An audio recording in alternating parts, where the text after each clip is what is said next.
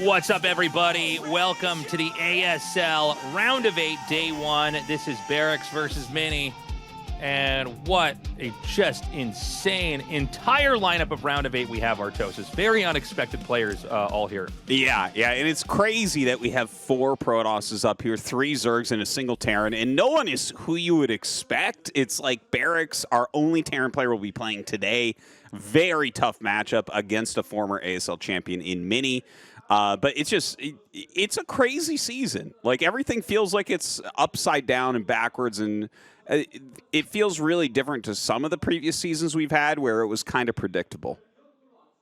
Yeah, well, like, we had hardly any Protosses when we started this out in the round of 24. Now we have most Protosses left over here. They make up half of the round of 8.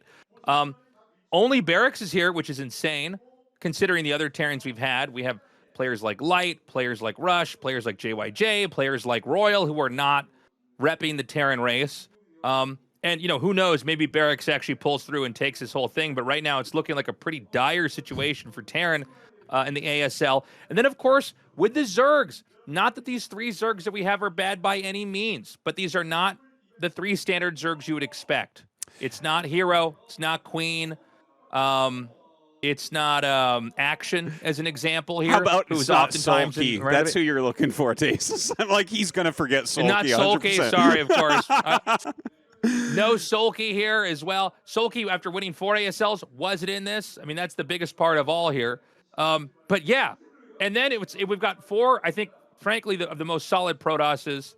This is looking like it's probably going to be a very good season for Protosses. Could have some PvPs in the future, maybe even in the finals. Yeah, it is an awesome lineup as far as the Protoss go. Like, the thing is, Snow is someone we can never completely count on because he just plays some seasons and doesn't play others. And it's like, yes, he's one of the best, but you know, there's really 5 top Protosses with him being one, and we don't, you know, he's unreliable. But these 4 have been reliable for years and years and years and are playing fantastically. And the thing is, with the Zergs, it's like, it's not those that you said. And Queen has 2 championships, Sulky has 4. But you look at this lineup, Effort has a couple. You know, we have Soma doesn't have one yet, but he goes to the finals. Larva has a championship. Like, these are killer Zerg players that are in here as well. All right, guys, we're going to go into our match here. Barracks versus Mini, a best of 7 to see who will move on to the round of 4.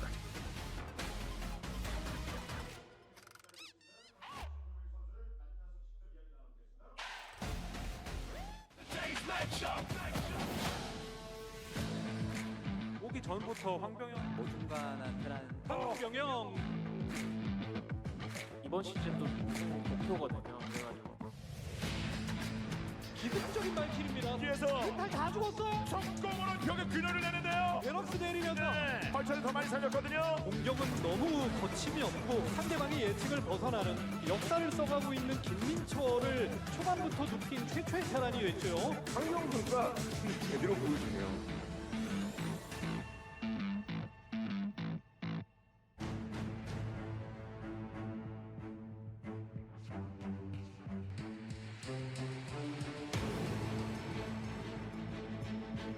늘어지려고 계속 옵니다. 병력이 또 왔어요. 계속 밀어붙이고 있는 변현재입니다. 계속 다니고 있어요. 질럿이에요, 질럿. 이쪽 방향을 건너서 진짜 이상한 루트로 안쪽에서 캐논을 올리고. 아니 그 함정에 오버에다가 죽고 오버를 올렸는데요. 그 타이밍에 캐논 거기에다가 짓는 사람이 어디 있습니까? 없어요.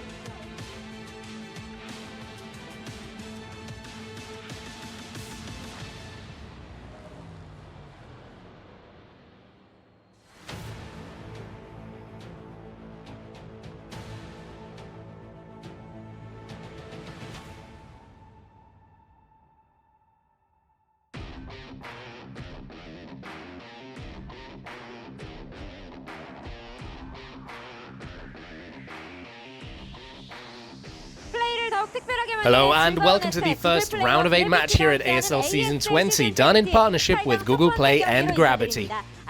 With the ever so fierce round of 16 wrapping up last week, the championship journey now takes us across this single elimination do or die bracket, and the first match of this bracket is a bout between Barracks and Mini. Let's have a word with our 2 players ahead of the game. Hello.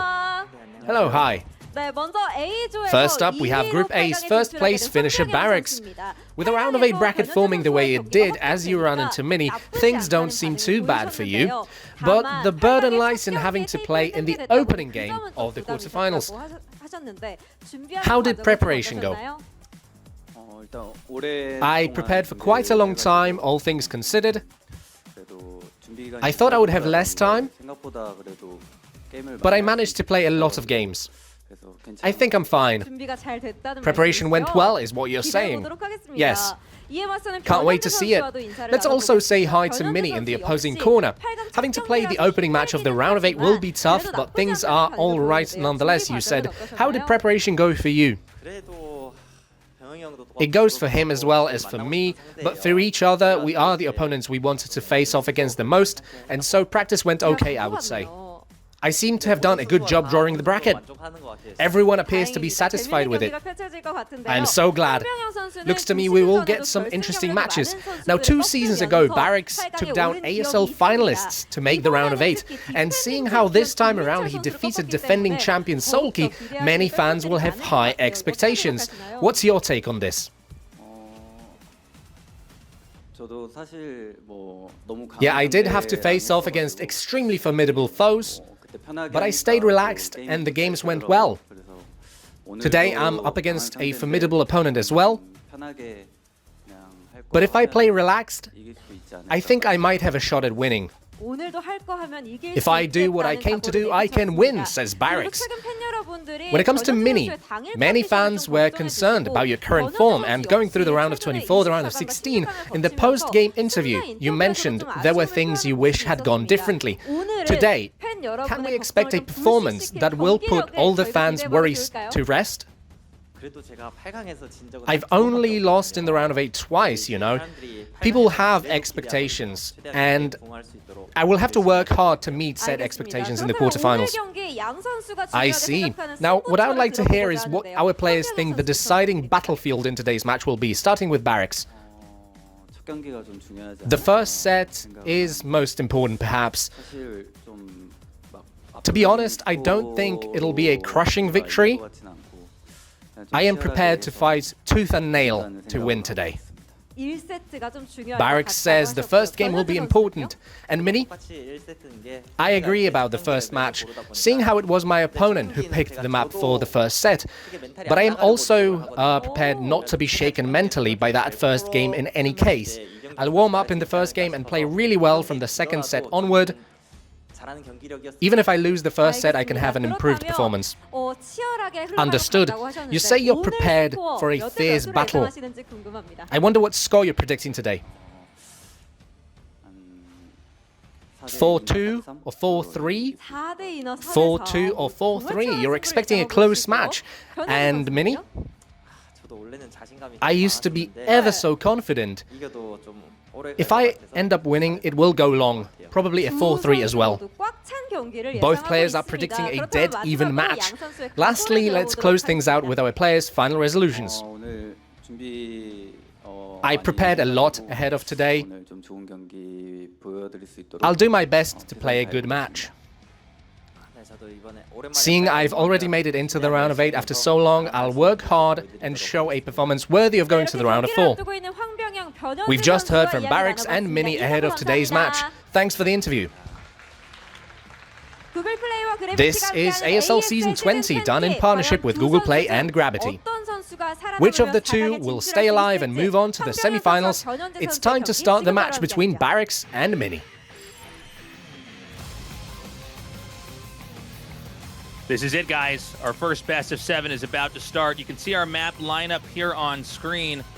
And I don't know about you, Tastosis, but I think Mini is definitely the favorite here. I think Barracks can win, and in a lot of ways, I kind of want him to win. Yeah. I don't want there to be, like, one Terran in the next several days of ASL. You know, like, yeah. I don't care what race you play or who you're a fan of. Like, you don't want the Terrans to be wiped out here now, but this could be it. Yeah, it definitely could be. I think anyone would be a fool to say that Mini isn't favored here. I would put him down as overall like a stronger player, but like Barracks is rising into a new area of his skill, and I think we've been underestimating him, and I think we still haven't seen his full power right now. He's always been very fast. He's always been very good. But people are giving him the most insane builds. Like, we've seen this in the past. The first time he made round of 16, I remember he said in the interview afterwards that Flash had given him the build. And he just, like, I remember casting the game and be like, this is the craziest build I've ever seen. What in the hell is going on? And then he's like, yeah, Flash gave me that build. And in this last round to beat Sulky, True gave him the build and Calm helped him fix it up. Like, he's the only Terran player. So he has, like, a lot of resources from players to help him succeed. And so I think he's going to come in with some tactile builds. He's super fast. He's very good mechanically. There is a shot here for him to take down Mini.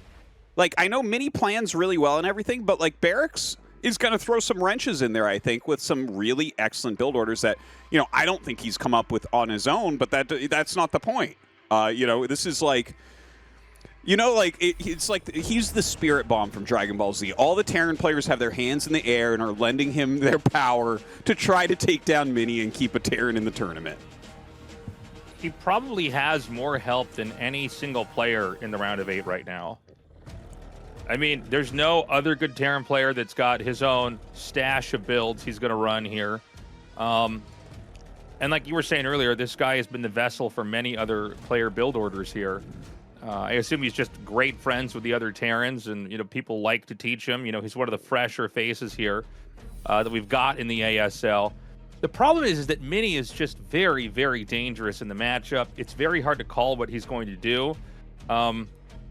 You know, he's got moments where he just sort of plays a normal, boring game, and then times where he's super abusive and cheesy.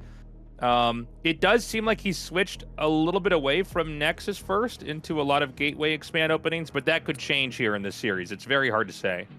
Yeah. That's actually a really good point, because he has been such a Nexus first guy. He's part of the reason why Nexus first has really risen in popularity, is that series he had against Rush. Not sure exactly what we'll end up seeing from Mini's side. I am excited, by the way, that map number 2 is Roaring Currents. So we are going to see that island map in PvT, which is going to be really, really fun. I hope it doesn't just end up as, like, Proxy Gate or Proxy Barracks against, you know, Nexus first or Command Center first, because I could totally see that being a throwaway game. But I'm really looking forward to seeing what they prepared for that map. It does feel like PvT can be pretty interesting with islands involved. You know, a lot of times when we talk about island maps, it has to do with the Zerg and, like, the problems with just having Zerg either work or not work on that. But yeah, that could be some very interesting and fun matches there. Well, we'll see about that coming up. 2-2, these guys' records so far. I hadn't recognized that, but yeah, Barracks is not bad at all in really any matchup. Like, I don't feel like he has a particularly strong or a particularly weak matchup. And, you know, I bet you he's actually not even sad to get Mini, as crazy as that might sound when you look at this round. Like, right now, Terrans are having a harder time against Zerg than against Protoss. So, I don't know. I have some cautious optimism towards Barracks having a chance here to give us a really good series and possibly move to his first round of 4. That would be exciting. It would be somebody fun to root for here. Yeah. But it'll be a feat. Look, if he can beat Mini, he's got a very good chance of taking anybody else in the tournament. I don't think Mini is particularly worse at this matchup than the other Protosses. In fact, I would put him on the stronger end of this. You know, kind of the opposite of somebody like Best, even though both, you know, you look at Best in PvZ and he's got so many crazy builds, but he has a very specific way in PvT of playing the matchup. Yeah, that's right. for sure. I think we're all familiar with it. Kind of just clobbering the Terran while he's on 4 bases, taking a late 5th, and Terran's trying to just, you know, get anything done on the map. Mini is approaching this in a very different way. He seems to want to do these big tech corner cut moves. Probably uses DTs more in PvT than any other player, by the way. Whereas Snow would be the mainline robo player. Mini does a lot of weird things with DTs. That is true. I wasn't even really thinking about that, but he definitely is a DT guy in this matchup. But like that sometimes you get a really great snipe win with like a DT build, but overall, Terrans generally, when you get to a certain level, like to play against DT builds because it's like, as long as you hit your timings for your detection, it's like, yeah, that doesn't really do anything to me. Thank you. I'll just take an expansion now. Okay, we're going to go to knockout here for map number 1 in this. Reminder, guys, best of 7. There was a period where these were all best of 5s. We've upgraded them to best of 7s here. So this should be a pretty long and dramatic fight. Hopefully it's close. Hopefully we get a lot of games and it's not a 4-0. And we're ready to get into this, guys. Game 1 of the night in this best of 7 to see who moves on into the round of 4.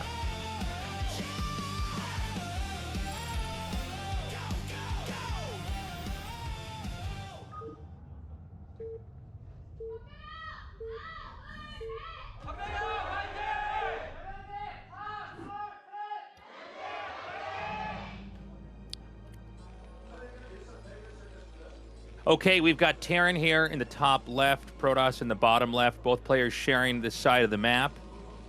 And I'm very curious to see how the openings are going to go. I mentioned that Mini tends to veer away a little bit now from Nexus first, but he might do it here. But in some of the games I've followed of him playing, he seems to be back onto Gateway Expands. And there's a lot of ways to Gateway Expand, by the way. It does feel like this is something where you kind of... how do I say, it goes through these phases in the meta where one is really popular. Like we see with Forge Expand is popular, then it's back to Gateway Expand, then it's back to Forge Expand. So let's see what he does here now. And by the way, just while we're on the topic of Nexus first, you can counter Nexus first with double racks, but we don't really see it in ASL, even when it feels like Nexus first is happening every game. I'm curious if, let's say we have a few games of that, will Barracks roll the dice on that and try that out? The problem with the double Barracks is it is like 98% loss against everything else. It's like you have to get really lucky. Protoss has to not scout you. They have to miss micro a little bit, and you can win. But yeah, it's kind of weak. The one thing I wanted to mention is Knockout is a great map for Nexus first. Like, superb for Nexus first because that little divot. Like, if you just do the full wall against the rush that comes in, Terran's missing a ton of shots from that low ground. So there's not a lot of play at busting it. So I was going to say I would be shocked if he doesn't go Nexus first here. It's like the best Nexus first map, and he is going to go for that. But this has to be in Barracks' mind as well. But even if it's in his mind, like, Knockout was his first choice. Like, he chose the first map here. And Knockout, for me personally, Tasteless, I think it's probably the best TVP map in the pool right now. Like, it's so easy to take that third base and everything's super defendable, and the center is kind of clogged. It is kind of clogged. So, yeah, it looks like the probe just missed the SCV there. Maybe he caught a glimpse of it because he turned it around. That was kind of weird. But anyways, yeah, I think it's a pretty good map for this matchup overall is what I'm trying to say. So Mini's going to go with double Gateway before Gas. I have seen build orders where he goes Nexus, Gateway, Gas, Gateway. But yeah. I guess this is always going to be better if you're in close proximity like we're seeing right now. So, several seasons, even years ago, we had a lot of experimentation with Protosses basically going for one gate expand or Forge expand. And it feels like Terran's got really good at basically shutting that down. This is a little bit of a safer way to play. You cut out a couple of probes, but you're much stronger versus rushes. But let's see what we could have here, because, the truth is Barracks is as close as you're going to get on a lot of maps to do with some kind of rush, right? These are very, very close travel distances. I don't think he's going to get anything real done. Like, I think it was an 11 gas factory, so the Vulture's going to get down there before Dragoons are ready. But I don't know that he's going to be able to actually bust. Like, I think he might just go command center. Not 100% sure on that, but, like, it is... Oh, he goes second factory. No way. That is... Two back. Yeah, so this has to be some very special prep that he has, okay? Because, like, 2 factory is considered hard countered by Nexus first because it just hits too slow. But he's going for the second factory here. I don't know exactly what the plan is. It's probably a siege mode-based attack is my best bet. Yeah, this is interesting. And that might not make sense to some people when you say Nexus first counters double factory, because double factory is a rush and Nexus first looks greedy. But the fact that you got to skip a pylon when you go Nexus first means that suddenly you're able to run 2 gateways continuously producing without being interrupted. You are, of course, getting your robo out late and all that kind of stuff. So right now, Mini doesn't know what's going on. He has to do basically a check because he says, nothing's attacking me yet. He's going to run up here with the Zealots. Now, because there's not a Vulture here to defend this, he will be able to push in and see no command center, which should tell him everything he needs to know. Yeah, from here you have to decide. Is he going to go all the way up here? Do I get mass gateways? Do I try to DT tech? Do I get a shuttle out perhaps and go for Reaver? You know, there are a lot of options there on how he could end up playing it. I do love that he just walked across the map with these units. I think that this is a great way to kind of check what's going on. And if he pokes the ramp and sees that there's a siege tank, I think from there you might want to rush to DT. Like that could, it's like a little bit risky, but when you see a siege tank at this point and it did just shoot one of his units, it's like, okay, the only reason you go siege tank here most likely is for a siege, like a siege mode based attack. So yeah, like Barracks is super all in here. Yeah, but this might work. I mean, that's 3 tanks. Yeah. It's a lot of Marines to get in the way. Protoss has walled himself in temporarily with these Dragoons to basically buy time. He's throwing down shield batteries. He's going to try to snipe whatever he can. Oh, man, he really doesn't get anything done with that.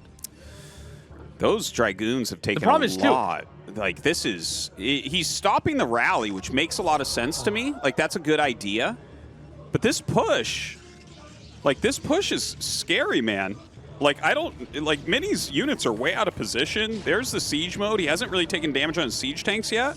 This is looking pretty good by Barracks so far. Yeah, I mean... This is a lot of supply that's going to be denied here, so he's going to be supply blocked when this one goes down. Echoes, another one finishes a second later, but you get the picture. It does feel very unwinnable if Protoss has to run up their ramp here. So he's going to pull these probes. He's going to attack the SCV that's up in the front, making the bunker, and you know, it's killed off. Can he get these 2 tanks? You're kidding me. Wow, there was no repair there. He had 2 SCVs sitting there, and he wasn't repairing. So I think that he might have been like, he might be panicking a little bit because this, like when Mini attacked in there, I'm like, Barracks is going to crush this. But Mini actually kills the tanks. There are more units coming though, and he's got enough vultures that he might be able to just force his way in here and get a bunch of damage. We'll see. Good hold from Mini so far. This is wild. Yeah, yeah. This is insane to me. He can actually trigger these mines and shoot them down. Remember, there's no second command center. My God, the 2 Dragoons and the Zealots are still there. You know, that was such a crazy moment in that game. I kind of forgot they were still there, which means they've probably killed off or damaged units that were trying to reinforce. The Vultures can't do anything, by the way, as long as you have your entrance blocked.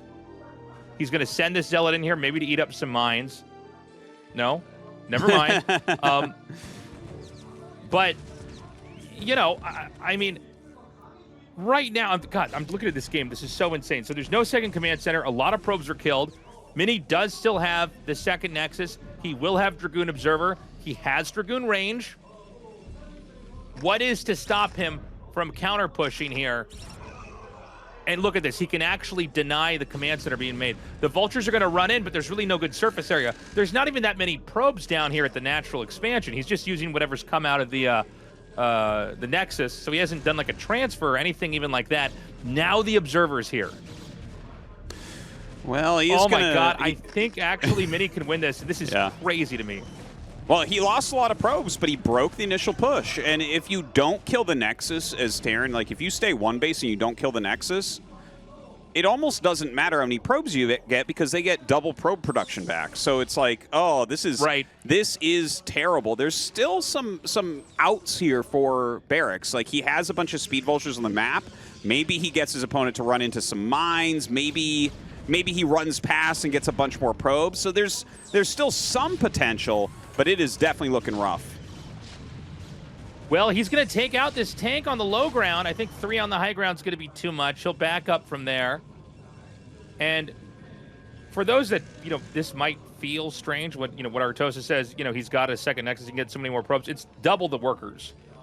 So even though this feels like a low econ game, if I can get 2 workers for every 1 worker you're making for the time being, you're going to recover pretty quickly. So he's made a shuttle. He's going to go for Reavers. This is pretty typical for Protosses to pick this avenue when they have a scrappy game like this. Is a lot of times you can just get out there with the Reaver. You can snipe, vultures. You can at least force them to make turrets off a very late second base. All that kind of stuff is great. And a second ago, we had that Stargate put down there. Not a big surprise there for me. Like, anytime Terran kind of screws up any sort of early attack, anytime that they haven't like really optimized towards economy and upgrades, carriers are going to be a good counter. So I think him going like heavy Dragoon here with some Reavers into the carriers is quite strong, because it's like right now as Barracks, you're not like, oh, I need to get my academy up. You know, that's not top of your mind. And even if you were to get it, you might not scan the carriers. So the odds of him knowing about that quickly is very, very low, which gives Mini a big window to possibly get out a lot of carriers. He's going to move in with this shuttle now. And he's not going to get that much done. I'm a little bit surprised he didn't try to fire at a group of vultures back there. I thought that was a much more ideal target. He's going to drop the Zealot here and just see if he can get some shots off. I guess he is going to go for the tanks. I really thought it was going to be for the SCVs. And Fleet Beacon on the way. Second Stargate going up as well. Barracks has made enough tanks. Like when you see a Terran player like front-loading all his tank production as opposed to adding factories, it means that they're setting up most likely for a timing attack. So I think we are going to see him attack, which is actually really important. If he doesn't try some sort of attack, if he plays this too passively, the carrier tech is going to really kick in for Mini. Yeah, taking out the Barracks is going to be painful here. I don't know that this can be saved. Kind of an annoying moment when you're stuck on 2 bases to not be able to get any more factories out, especially when you're just on, that was a third one that started?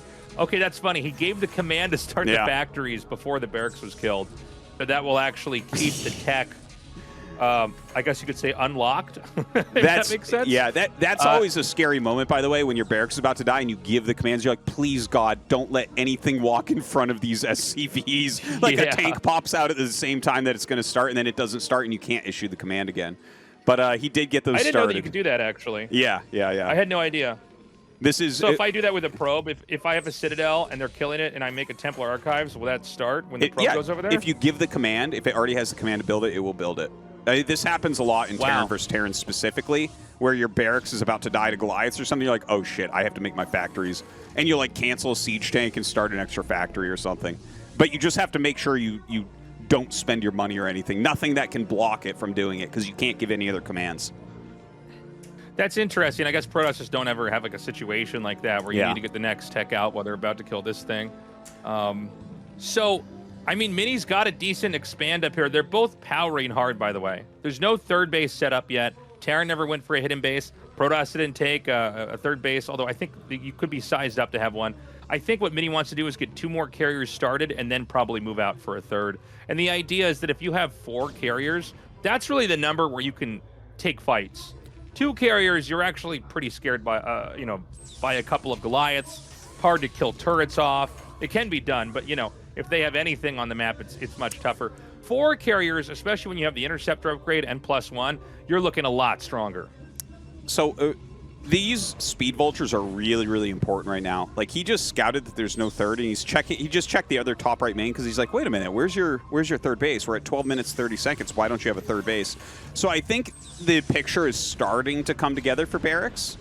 He knows something nefarious is afoot. And this is double shuttle. So this is a lot of Reavers to buy a lot of time. And all you want to do here is force the tanks to siege up. If you can get a shot with the Reaver as the tanks are sieging up. By the way, you can drop a Reaver as the tank's sieging, fire, and pick it back up if you're fast enough, if you're Snow. Or Mini can do it too. Mini can do it too. But I'm just saying, like, you could see it actually happen when they're doing it. So he doesn't want to engage. He doesn't need to fight the tanks. He just needs to slow the tanks down. If the tanks aren't sieged up, then all he has to do is attack in. But the moment they siege up, and look, he's going to go around here, and he wants to basically camp outside and cut off reinforcements. He's going to actually go for a counterattack. This is going to cost him his observer. And he's going to move in. I mean, this is a little bit wild to me. Is this an overextension or not? He's actually got these scarabs connecting. Dude, you're unbelievable. Now, while that's still happening, the push is going to come down here. I only see two carriers here. That's not going to cut it. No, 2 carriers is pretty weak. Like, these Goliaths can fight those back, but as Mini starts to eliminate some of the Goliaths, it does give the carriers a bit more power. But overall, Barracks has enough units here to bust everything. At the same time, those Reavers have done some damage over there. Barracks didn't lose a lot of SCVs. He did lose some of his army, but he killed off all the Dragoons. He's going to retake this base, and he's going to get his production going as much as he can. Now, this is the important moment. Mini has to stop him from killing his Nexus. He needs to kill these Goliaths. It's Dragoons versus Goliaths so that the tanks can ultimately, or so the carriers can ultimately win the fight. I think he's actually got enough. This is going to be such a clutch hold here if he can pull this off. He's got to use those Reavers and fire at the Goliaths just like that. The tanks might kill this Nexus, sure, but the carriers will kill the tanks. Remember that both of these games, they've been on one base from time to time, right? Yeah. He's got the ramp blocked. He's going for the vultures when he could. And, I mean, now what he's got to do is target down the tanks and not miss a shot.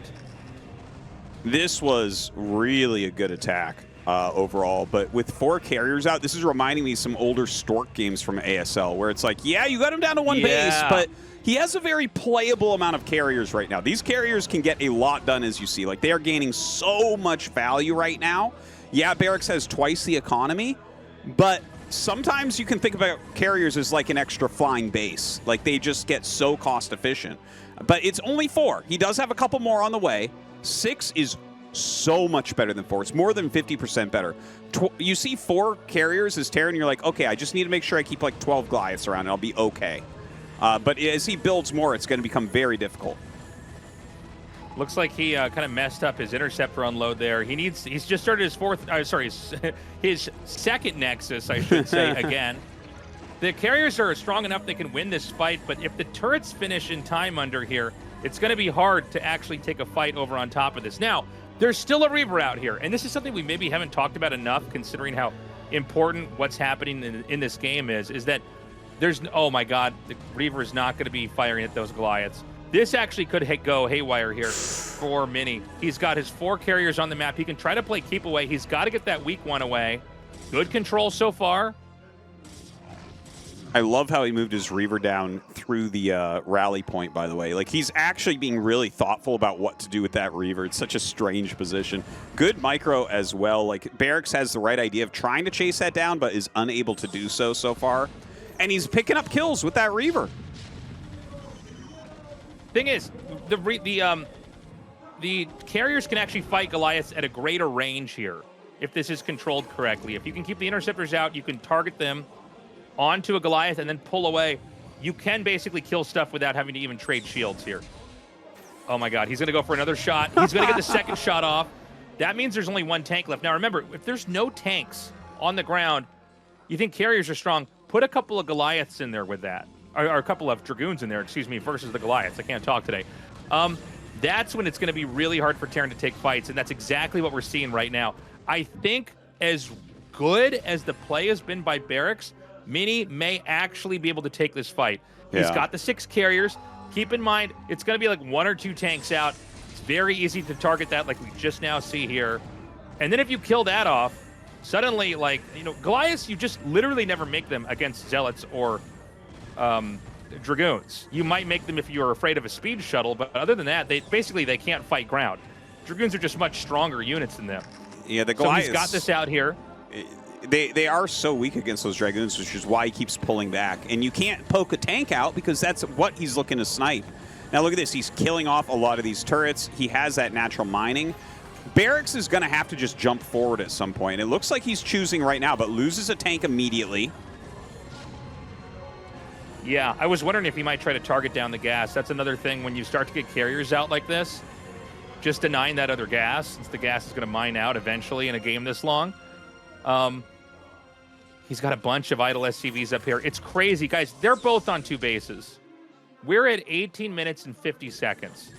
How many carriers are there now? Is this up to 8? I don't know. I thought it was still 6. But like, I might be wrong. I don't know if he had money to start 2 more. Carriers are somewhat expensive when you're mining on like 1 base.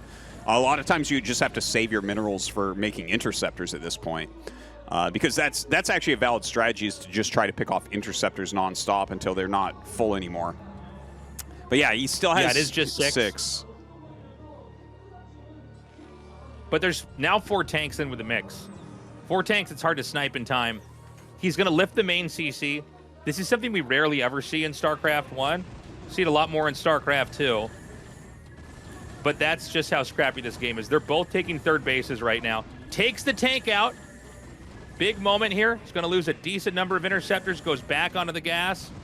Remember that, you know, the main will have mined out, or should be mining out here soon for gas. So if you can take out the second gas, suddenly they just like really don't get Goliaths or anything anymore. Protoss, by the way, isn't mining at their gas at their natural.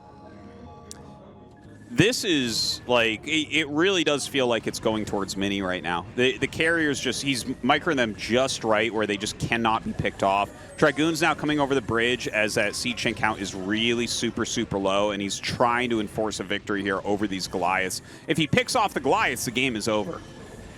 Well, like, he can actually just shimmy the Dragoons over towards the command center, and he can be outside of tank range. That's going to force the tanks to unsiege up. He can even pull in a little bit further here. This is, I mean, being wedged in between the third base and here, like where the main is, this is massive. He's going to snipe the tanks. Tastosis, I think that Mini's done it. And I got to say, this is one of the craziest carrier games I have ever seen. Oh, the rally points are so painful here. His tanks come out. Had you had a tank on the high ground, it would have helped a lot more. You can see when he can, he's trying to swoop in and just pick off those remaining tanks. Meanwhile, the Dragoons are just getting kills on everything. Like, the longer that they're here, this whole position's going to go down. He's going to instead try to target the remaining Goliaths. It's 5 carriers. It's no longer 6. GG. What an insane game. I cannot believe how tight that was. That was we basically never see anything like that. Yeah. That was crazy. If you cover up the IDs, I would bet my life that was Stork playing. That was such a Stork-esque type of game right there, where it's like, no, I have enough carriers. It's fine that you killed everything. But that was really well done from Mini. It was very interesting to see Barracks chose a 2-factory play. And he even kind of chose the right one, I think. But still, Mini was able to hold it and save his Nexus, which kind of shows you what we were talking about, where 2-factory is considered countered by Nexus first. So doesn't quite work out for him, but you can see he has some really interesting prep that's not necessarily expected here from Mini. Yeah, well, it's funny because I thought the game was going to end with that attack. It looked like Mini was in such bad shape. Another moment where you can see decision-making is so important. It's not just about micro, but it's about kind of knowing what you can do with what. And, you know, when you get these scrappy games, by the way, Protoss is about to mine out at the natural. Just to be clear here, like, Protoss is leaning in as hard as possible with 33 probes versus 39 SCVs and just trying to keep making interceptors, to not make anything else until he absolutely has to. He starts the third Nexus as this attack happens, and really the play is to just avoid the tank at the top right. It's kind of covered up by the resource tab, but those tanks are what will kill the Dragoons, and if there's no Dragoons, the Goliaths can run under and pick off the carriers. But with, I guess it's like maybe 10 Dragoons here, if he can just stay out of tank range and just hold the position over this expansion, he can take the fight. Beautiful game. Really a lot of fun there to start out this best of 7. I think it's going to be a great day. We're going to go to a quick commercial break. When we come back, Island Map TVP. For esports pros, awareness is essential. That's why the Black Shark V3 Pro is tuned in to what matters most. A quantum leap in speed for instant audio response. Full range clarity that carries every shot call. Advanced ANC to eliminate all distractions. And crisp, clean sound that captures key audio cues. Made for the best. Made for who you can be.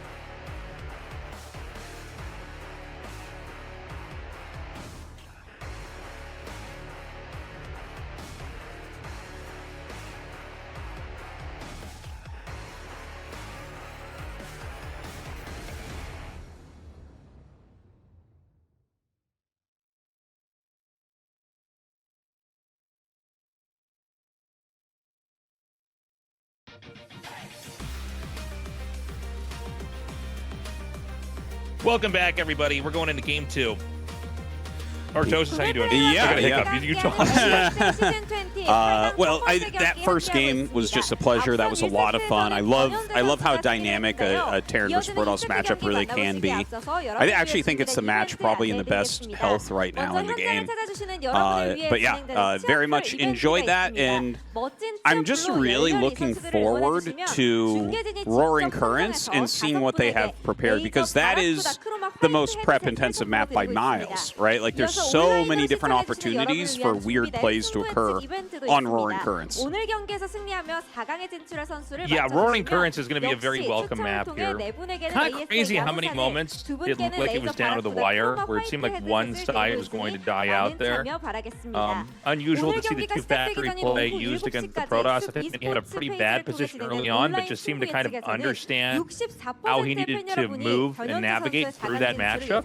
Yeah. I mean, like, in those spawns, in those circumstances, going into carrier tech. And I like that you said it kind of looked like it was Stork playing, right? I had the exact same vibes. You know, we've had this in several seasons in the past years of ASL, where Stork is kind of able to beat anybody, and if he can get up to 4 carriers, even if he only has 1 to 2 bases. So that one's going to go down in the carrier history book.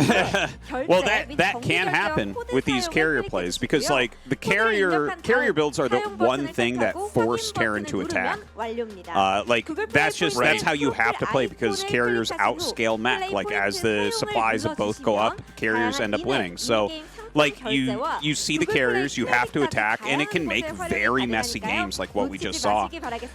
You know, Barracks' initial push that killed the Nexus was fantastically done. I think he read it just in time. Mini kind of slowing everything down with his other army and doing the counterattack. I mean, there were so many little moments where either of them could have won or lost that game. Like, Mini was on the edge of destruction like 3 times in that game, but still was able to hold on. Yeah, it's all about getting the right number of carriers and then trying to dissect the Terran army, isolate the units like tanks, and get them killed off. Get enough Dragoons. I mean, I think sometimes people think about carriers and how many are there, but really the closing move is to have enough carriers that you can fill it in with a couple basic ground units. That can be Dragoons. It could be Reavers, like we saw back there. Psystorm is another great ability to have with that, because you can basically treat the Goliaths like they're Hydralisks. For sure. It's a much later game, different type of scenario. Very hard to afford very much on these few bases while going carriers. No, but, you cannot do it on low base like that. But the Dragoons alone are what basically allow you to then swing the game into your favor with the carriers.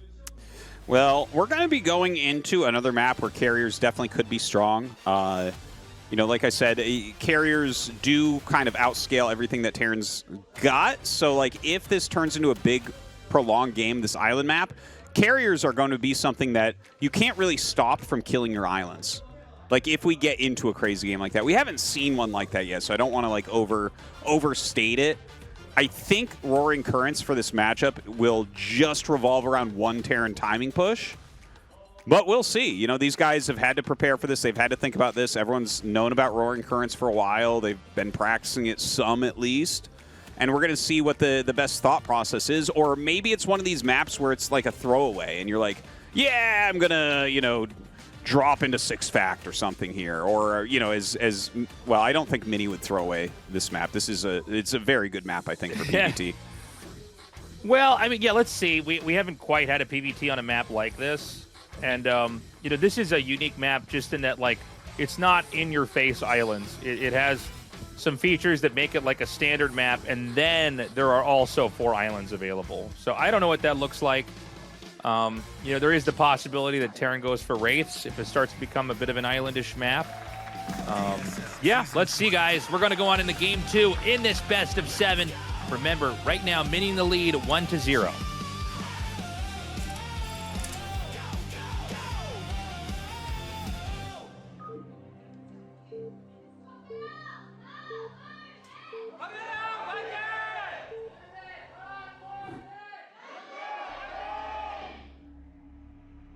We have Barracks here in the top right, Mini in the bottom left. Quick plug here, guys. Consider going to patreon.com and sign up and join us at patreon.com/ASL English. Isn't it crazy, the world we're in? Excuse me. This game is over a quarter of a century old. People are still playing it. I sound like I'm dying. But I think I'm going to be here for at least a couple more years.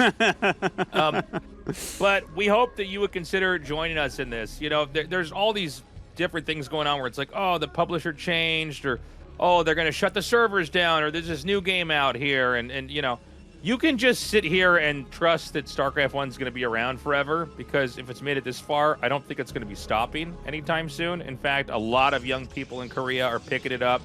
The viewership numbers for this show in English are very good, and seem to be growing. So help us grow the Patreon if you would. We would very, very, very much appreciate it. Totally. Thank you so much, guys. And the game is literally never going to die, because even when Blizzard did kind of stop helping out, just private servers pop up and everyone keeps playing. It's just, it's the best game, man. And like, I feel like I haven't had this much fun with StarCraft in a really long time. The thing is, I always have some amount of fun with StarCraft, and obviously pain as well is mixed in there, because I'm a masochist Terran player. But like, Yeah. it's just, it feels like it's in such a place, and I'm enjoying playing it enough that I'm like, you know what? I'm blessed to have found this game, and I'm sure a lot of you guys feel like that as well. Yeah, it's funny because, you know, I think I got this game when I was in 7th grade. So Yeah. I guess 6th grade and below, it was like Warcraft 2 and Command and Conquer. And, you know, there was always something very special about StarCraft 1. And, you know, sometimes you go back in your mind, you're like, well, it was a different time in my life. But I have gone from 7th grade, however old that is, all the way to 41 years old. Still doing stuff with this game. That's crazy. Yeah, and you know, I dug up a clip from 2005 where I'm like, I want to play this game till I'm 50, and I'm like, 50's not that far. Like, I want to play it longer than that. I'm not going to quit this game in 8 years. Like that. That's not likely at this point. I'm pretty sure I know what I like, and it's this. So, yeah, thank you very much, everyone, for your support. That's patreon.com/ASL English. Now, just taking a look here, he just did like a very simple wall. You know, Marines can go in and out of there. I guess that stops like proxy gate zealot rush type of thing. So that's kind of a, I like the wall overall, but it's a Nexus first from Mini, and this is the longest rush distance, and it's up a hill, so you can't actually break this. Like, think about how he couldn't break it on Knockout. This is 10 times harder to break, at least 10 times harder. It's like, you know, we were talking about... Oh, go ahead. Sorry. Well, I wanted to mention we've had maps with high ground naturals before, and they almost always become very Protoss favored because you just can't stop Nexus first. Like, they can just do that, and Command Center first is not something you can just do whenever you want. Well, this is why I think if I were him, I would have gone for double Barracks cheese.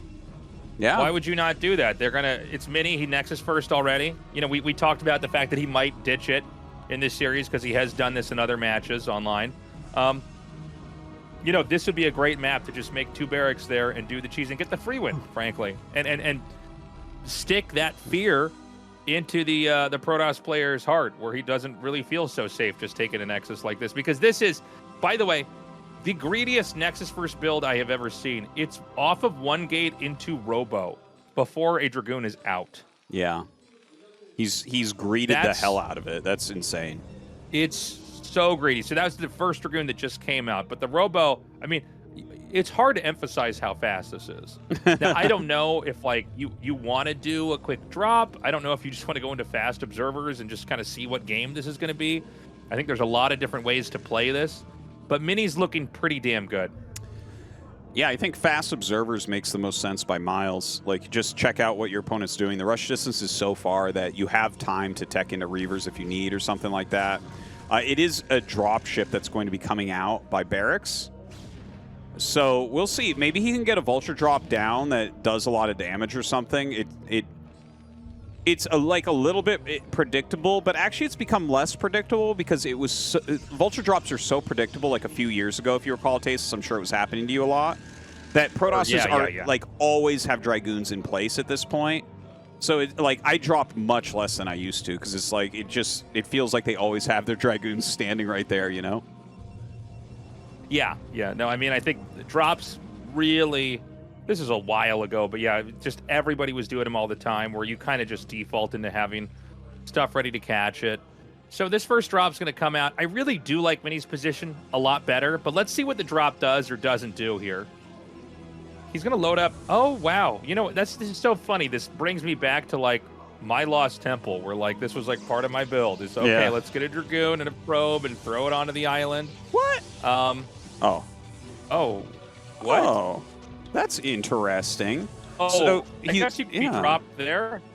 Yeah. Well, that seems like those are built in so that you can actually kill those islands. Now, here comes the drop, though. He's, like, committed all these units to an island, and he actually doesn't have anything in his main base. So the Dragoons are running back as he sees this. The Probes will run away. So he actually has only gotten 1 probe so far. He will get a few more for sure. There's 3 probes, 4, 5... Big potential, 6, 7.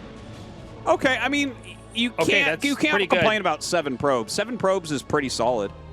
That's a pretty good drop. Whoa. 2 starport. Second starport. 2 starport. What is that? He's going for Wraiths. He is. He's going to go for Wraiths. I thought this might happen because, like, sometimes if you do play on maps like this, I'm guessing you don't do this, Tastosis, but I've seen other Terran players do this sometimes on weird maps where, like, I'm like, oh, I forgot to eliminate this from my map pool, and now I'm going to have to play a game on it. I'm like, oh, he got Wraiths. So the idea is that, you know, Wraiths, they're actually great units if they're not taking damage. But, you know, Wraiths murder shuttles. Yeah. Right? Protoss, I mean, you know, look, when you get observer speed, maybe the story's a little bit different. Ooh, seeing 2 Wraiths is a little bit alarming. That could have still come out of just 1 starport. But the idea is you're going to get a couple Wraiths with a cloak. You're going to have scan. You're going to take islands. If they try to come over there, you're going to scan and kill their observer and then kill their stuff if they try to attack you. I don't think Terran are too terrible on some of these island maps if they get the right tools in time. I think a lot of times when people think about TVP, on an island map, they're kind of imagining, you know, 2 sides that have a ton of everything to the point where the game is already, you know, like 20 minutes in there. Yeah. You know, honestly, even like some bad players, I would include myself in this, you can throw a Protoss player off by just going for a couple of raids if they're not ready for it. A lot of Protoss just don't get that many observers. So this is a pretty cool move. Now, Mini is double expanding. He's taking the island just around 6 o'clock, and then he's taking the central base we have on camera here now. Oh my God, here come the Cloaked Wraiths, Tastosis. And he actually kills that off so quickly. That had a bunch of probes in it. So I think what we just saw there was like 6 probes and a shuttle go down, basically, most likely. And now he's killed the dragon. Oh my God, these Cloaked Wraiths are killing it. What a smart play here from Barracks. And now he's got the tanks up here. He's got complete control of this area. He can siege that Nexus. Can you actually siege that Nexus? Well, not the Nexus, but the mineral line? It looks like you can. The minerals. Oh my God. Yeah, you Great can. build. Well, yeah. That's crazy. This is like an old Lost Temple game before they took that out of the map pool. So, you know, this is actually going pretty well. Keep in mind, you can't mine from the natural. It's really hard. By the way, Protoss don't even get practice against this. You know? Like 4 or 5 Wraiths with Cloak, and then you have tanks somewhere, like, in an area that can stop you from mining. Like, this is not, you know, you can play, you know, 30 days in a row and not ever be in this situation. So this is, like, already kind of awkward. The shuttles are extremely low, and Barracks is proving he's got a Mutalisk level micro with the Wraiths.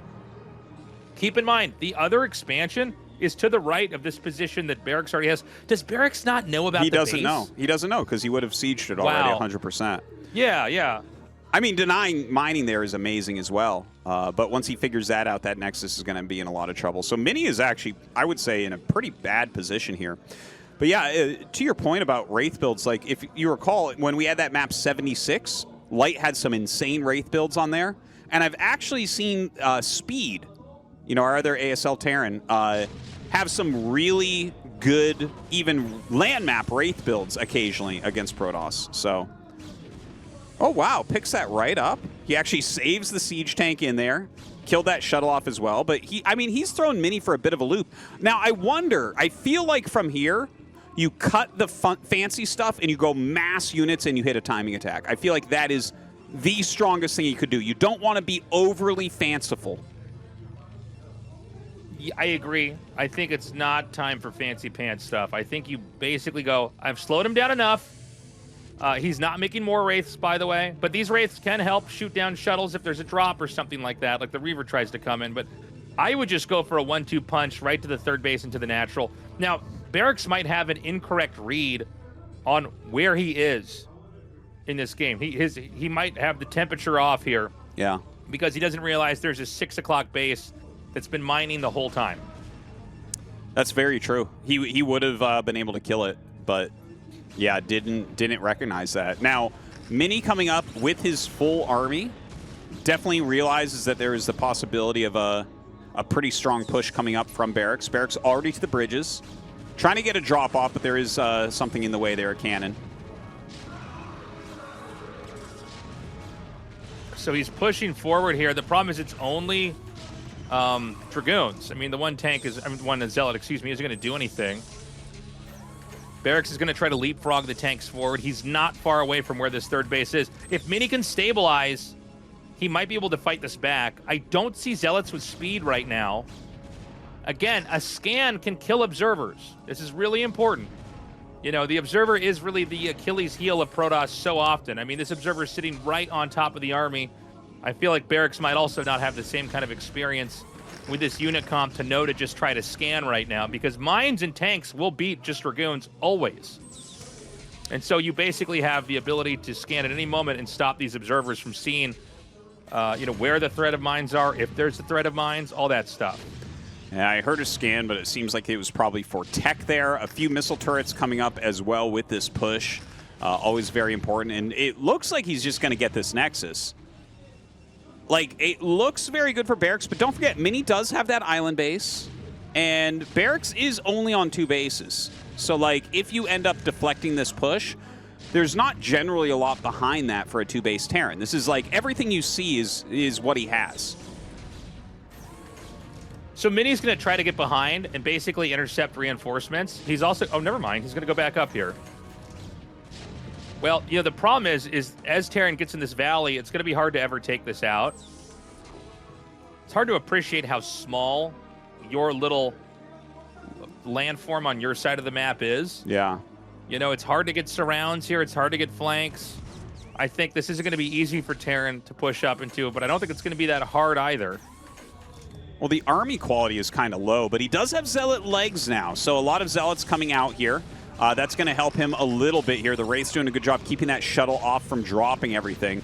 Goes after it once again. The Reaver gets caught in the middle very, very quickly there. And the siege tanks splattering goons, but here come the speed Zealots. Oh, God, he's going to hold this easily now.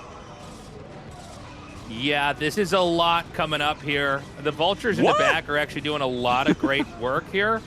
Yeah. I think that Terran will still push through this, I think. He needs to scan and kill that DT.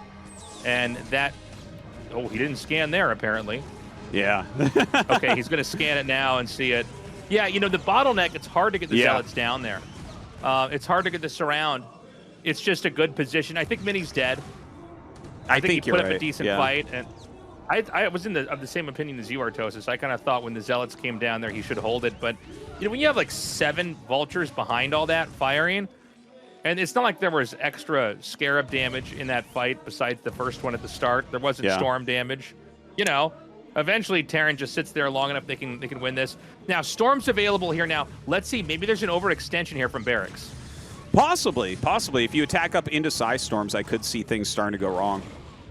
But, yeah, it doesn't seem like that's going to be the case. He comes down the ramp, trying to get some Storms off so he doesn't get completely contained and destroyed. But it looks like Barracks is going to end up taking this map down, I think. I mean, we already called the attack down the ramp incorrectly. But I mean, how do you end up holding this with what Mini has? Mini is taking another island, by the way. So, like, he's still fighting. He still believes there's a chance. Yeah, well, he can keep taking these islands. You know, Terran's not going to get that anytime soon. The Cybernetic core goes down, by the way. Another attack in. Nice Psy Storms here. I don't think there's enough Zealots, though, to finish off these tanks in the back. Yeah, this is probably going to be GG. What a crazy game, though. I'm so glad we got to see this map and play. Yeah, this was a lot of fun. I think Barracks had just a really amazingly teched out build there. GG.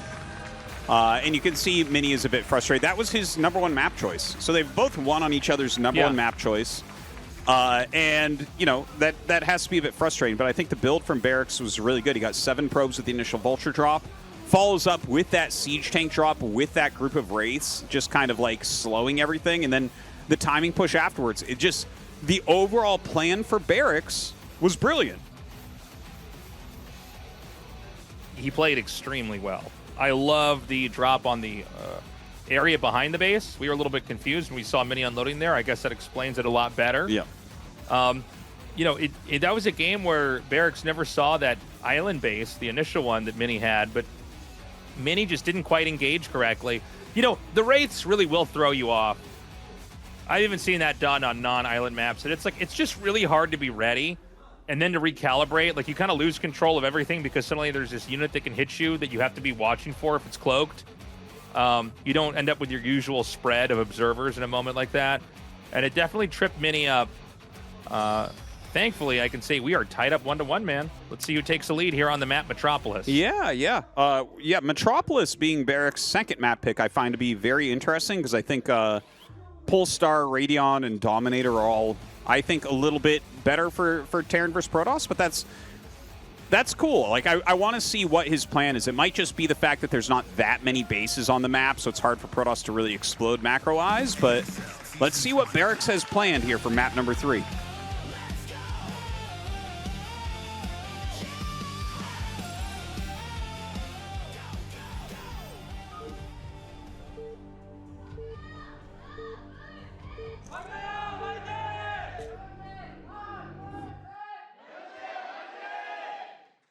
Okay, Mini in the top right, Barracks in the bottom left. Cross spawns here. Will Mini go for a Nexus first again?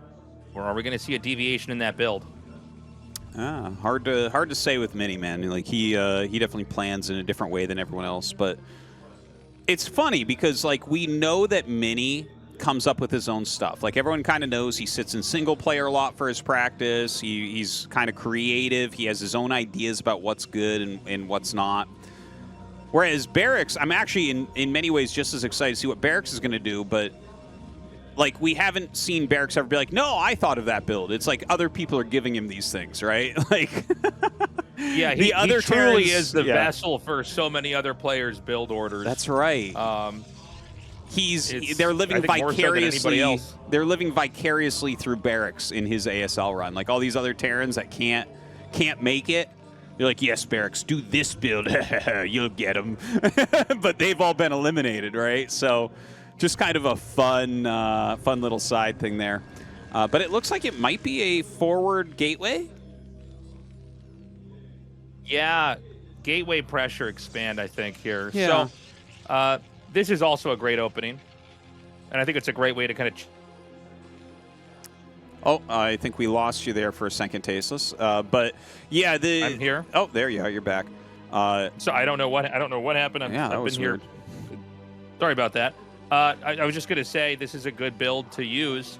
You know, if the Terran is feeling like they could be greedy this time, this is a much more in-your-face opening. All right, we got some non-Korean StarCraft fans back there. Yes, those guys are going to be rewatching this VOD just to see how we react to this. Standing room only guys. at the round of 8. Yes. So it's going to be the gateway into gas. So there'll be tech behind this, but you know, the whole goal here is to just make sure that Terran's up on the high ground, and then you throw down a Nexus. Well, yeah, and I like this rotation into the forward gateway because, like, let's say that Barracks was a close spawn and he was trying something like a quick gasless expansion, or maybe he was trying even a command center first or something, maybe you really screw him up with this. But Barracks has chosen to open with a factory expand, so like a Zealot is just not going to be any sort of issue for him. Should be completely fine blocking this and getting his own command center up. But the probe is going to move across the map here. We'll see if the Zealot can get any hits off on the Marines. Remember, the Marines never get to heal in this matchup. You never really see medics made. So any damage you can get, sometimes you'll have a Terran that's just squishy enough because of a couple of hits early on. They get punished later on in a fight. So the Zealot's going to run in now. This may prompt a Vulture immediately instead of getting an add-on. He might have wanted to do that anyways. Yeah, that's the most common way to play currently. Oh, nice micro there. Oh my God, that's some good micro. That was some hot stuff there from Barracks, but Mini is still on top of these Marines, man, and he's using his probe really well as well. And he actually pulls the probe all the way back. That's interesting. I wonder if he has like a different plan for this probe, because it was obvious that he was going to end up losing the Zealot, but I feel like he might have been able to get one more Marine if he kept the probe there. So valuing that probe over an additional Marine kill, I guess I don't really have anything wrong with it. Just it didn't look like what I expected to see him do. I guess he wanted to do one more peek inside, and he did see that there was an SCV that was going to be making the command center, which has just now started, by the way. So maybe that's what he wanted to do, is just see, are you going to expand now, or, you know, you're going to do anything else? I thought he was going to run and hide it like you were saying, Tastosis. But now we're going to be going into the Robo, and this is before Dragoon Range, I believe. I think, in fact, Dragoon Range just started when we left the screen. Yes, it has. So this is a little bit different, guys, than what we normally cast. This is him getting the Robo out a little bit quicker. You are a little bit more at risk of being rushed or attacked, but I guess he kind of confirmed that wasn't happening when he saw the SCV ready to make the command center on the low ground. Cool stuff. Yeah, and, you know, it's cross spawn and everything. He'd already damaged some Marines. Like, the odds of Terran trying to pull the trigger across the map is pretty low, but you see he is sending his Marines and his Vulture. So this might be a situation where he's like, okay, the Marines will get up here and I'll have mines finished, and, you know, maybe I get a good mine, maybe I can push the Dragoons back and get some damage. You know, I don't think he'll get too much out of this, but it's absolutely a fine thing to try. So the SCVs are going to get transferred here. And will this be for quick Reavers? By the way, Barracks is going to try to come up here, basically planting a couple mines. He needs to get a read on what can possibly be coming here as far as a third base goes. So he's just going to put a small amount of mines. You have to clear this with observers. When they put 2 mines on the high ground like that, if you try to run anything up there, like Dragoons, you know, they'll get exploded immediately when those mines come out. And this is going to be a really well-rounded tech right now. It's going to be the second gas here with both the observatory tech available as well as the Reaver tech available. And this is kind of a catch-all.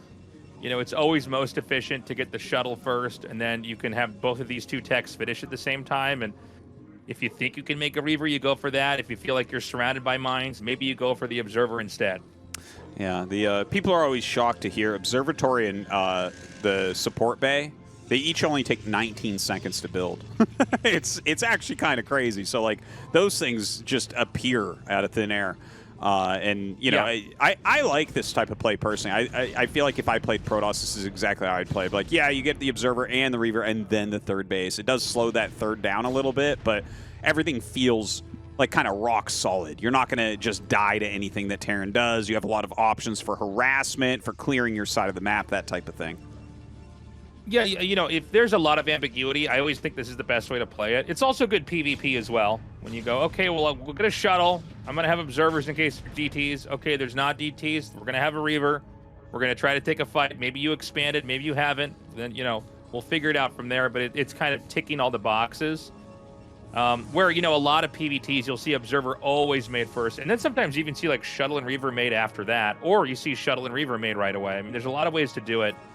And they all come with different pros and cons. Like the way that Mini approached this, like, you're not going to be cutting any corners, that's for sure. Yeah. But you're safe. Well, right now, the Reaver going to fly across. He has started that third Nexus at a really good time. Mini with a very flexible type of position that we see. And some more factories being added here. Is that a 5th factory? Yeah, it looks like it is. So he goes up to 5 factory relatively quickly. Doesn't have a ton of missile turrets, but does have a little bit to base this defense off of. Like, I don't think Mini will get too much done here. But, yeah, I only see the 1 missile turret up near the command center. So, like, he'll get a little bit done with this, I would say. Oh, gosh. Oh, man, this is looking really scary. The Reaver unloads. Oh, my God. Perfect hit on the Marine, too. Now, remember, without the Marines, like he's just lost all of them here, the shuttle can move with impunity. 8 kills. That means he can take lots of shots. Oh, my God. Dude, he's already done so much. In. He's already done so much with this. Oh, man. Like, I'm sure Goliaths are about to pop out. Some Dragoons did come down the map. Like, maybe he tries to combo them into getting some more damage. But, like, big mistake right there. Loses that Reaver to a mine. Yeah. Gotta land that Zealot first and then see if the Reaver's safe. I hate this about this map, by the way. Probes always get stuck here. It's very hard to get things transferred correctly. Yeah. So it's going to be 3 base with 6 gates. He's going to get the Citadel, probably a Forge in a second here, too. And he's playing a pretty tight game. One thing Mini does not seem to be interested in doing is just trying to mass expand. And why would he, right? I mean, he already saw that there's a ton of factories being made here. By the way, the Observer now sees the push coming out. So Mini needs to come in here, try to intercept this, at least force a siege, at best unload the Scarabs, I'm sorry, the Reavers, fire the Scarabs, and try to get some massive kills. Well, he's going for it right now. Unfortunately, this Reaver is ready to start launching some Scarabs out. Dragoons come forward as well. Mini has to be careful here, though. There are a lot of Siege Shanks. Loses a few Dragoons at the beginning of this push. Barracks is going to continue to go forward. He's going to regroup again. Going to come in like this. Unloads the Zealot first to absorb the shots. Gets a shot off onto the tank. Not the best, and he loses the Reaver. I think that actually Mini's going to get trampled here. In fact, he's just what is he doing? He needs to pull that back like seconds ago. Yeah, that was scary. Not the best control from Mini. Like we've seen it already. Yeah. Lost a Reaver to a mine. He's taking shots in the Reaver. Snow, I can hear Snow's iconic laugh right now watching him try to control Reavers, because I feel like Snow would have dismantled this push. But yeah. Barracks is doing a fantastic job with it. Like, he has killed just about every Dragoon. Like, he should be able to just kind of go forward and win the game from here, I think. I don't think that Mini has enough material on the board to fight this. Yeah. Like, there's so little that's over here. Keep in mind, if he can actually push up like this, he can drive a wedge in between the 2nd base and the 3rd base. He's going to probably do Zealot bombs, but there's no mines here. So you don't really care. He's going to drop that Reaver in the back. Not bad. He gets a kill on that tank. He's going to get another shot off in a second. A Goliath would be very handy in a moment like this, just because you'd be able to actually...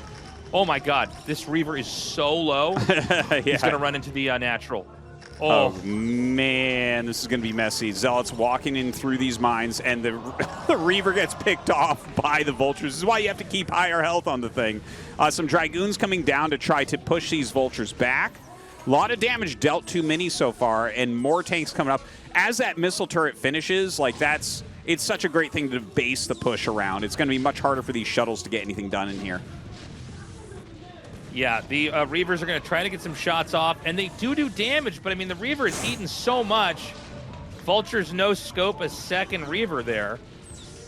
Dude, yeah, I think he's lost 3 or 4 Reavers so far this game, and they just haven't done the type of value that you need them to do against this push. Another missile turret on the way, but he actually kills his own SCV there with splash damage. This one will be picked off by Mini, it looks like. But, yeah, this all comes down to those Dragoons that were killed off earlier. Those Dragoons that took so much damage, I mean, that was just devastating. And, I don't think he's going to be able to break this.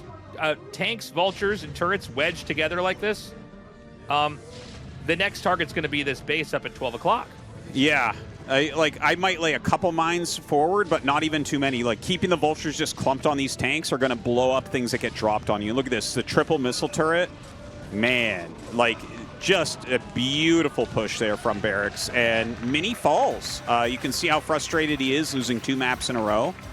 But his control just wasn't good. His initial Reaver drop was really good, and then he loses it to a mine. with no units nearby. Like, that's bad. You can't let that happen at this level. His delaying in the center was poor.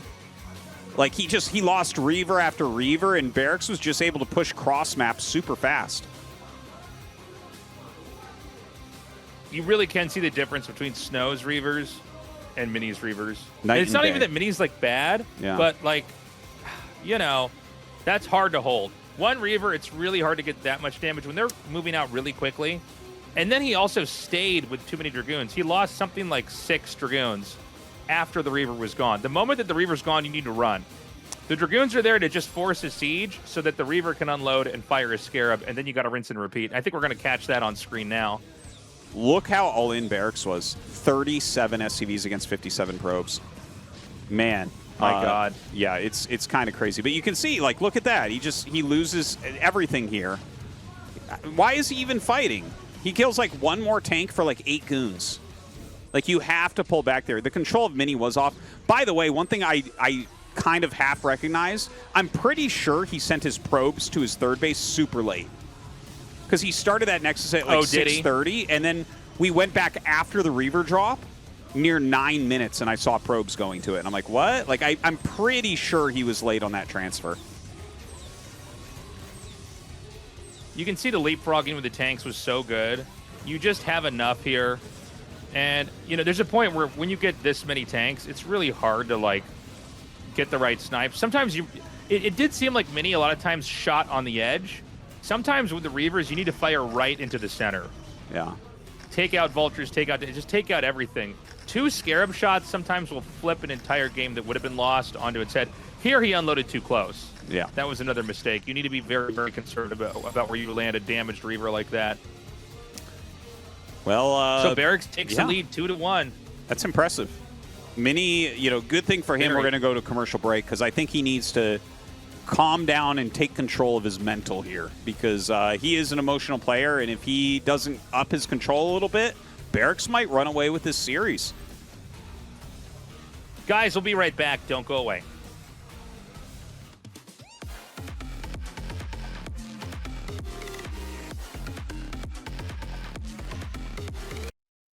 For esports pros, awareness is essential.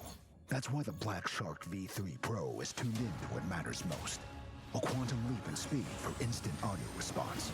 Full range clarity that carries every shot call. Advanced ANC to eliminate all distractions. And crisp, clean sound that captures key audio cues. Made for the best. Made for who you can be.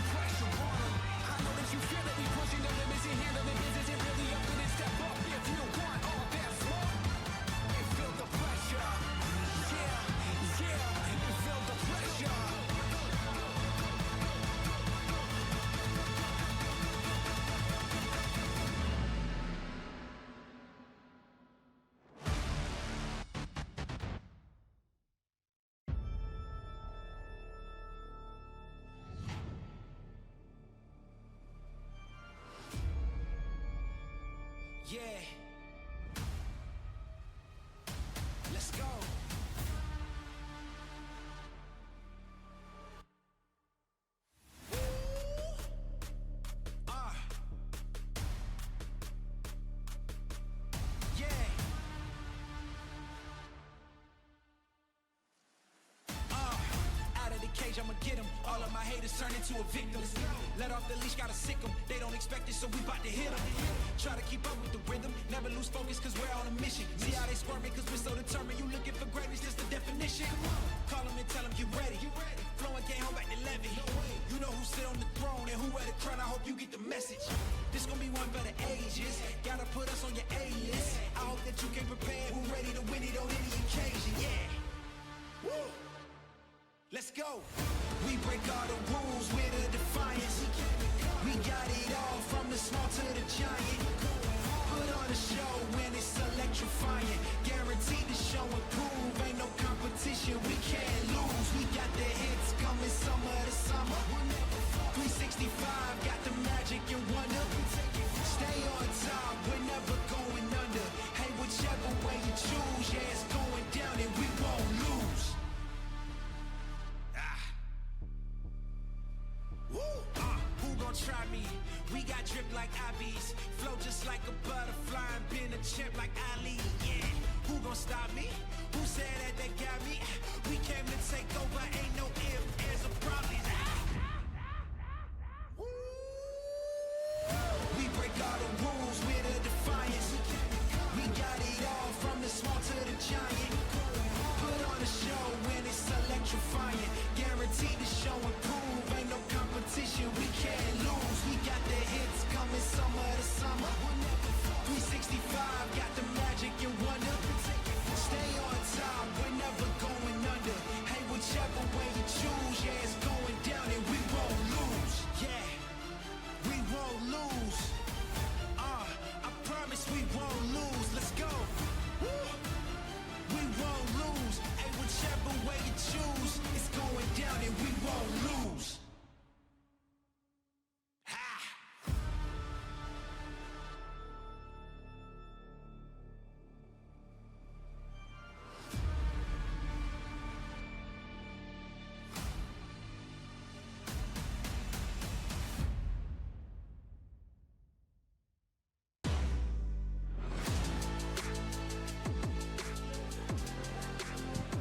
Hello, everybody. Thank you for waiting. It's time to go into game number 4. Barracks versus Mini, continuing on with Barracks having that 2-1 lead. Yeah, certainly is not over yet. In a best of 7, you're really going to see whoever is in better shape come out on top almost every single time. So Barracks is going to have to keep it up. He's been doing a great job. I think he's brought superior builds overall to what Mini's brought so far. And his execution has been a little bit better too, I think. So Mini, I hope that he's calmed down a bit. We are going to go into Litmus. And Litmus, I think, is like a difficult map for Terran until they actually get a foothold on the map. And then the map is like, it's a kind of small and thin map, but getting to that position can be very difficult. There's a lot of different tactics that Protoss can use to deal damage to Terran and slow them down early on. It's going to be wild if Barracks takes that 3-1 lead. Yeah. I mean, remember, guys, this is the only Terran right now in the entire round of 8. That means he's the only Terran left in the whole tournament. We have 4 Protosses. I mean, I love Mini, but man, it'd be nice to have a Terran advance here. At least have one in the final 4. But so far, hey man, he's doing it. He's looking very strong. But this is a weird map. This is a map that isn't really like any other map. There could be some crazy cheeses coming out here.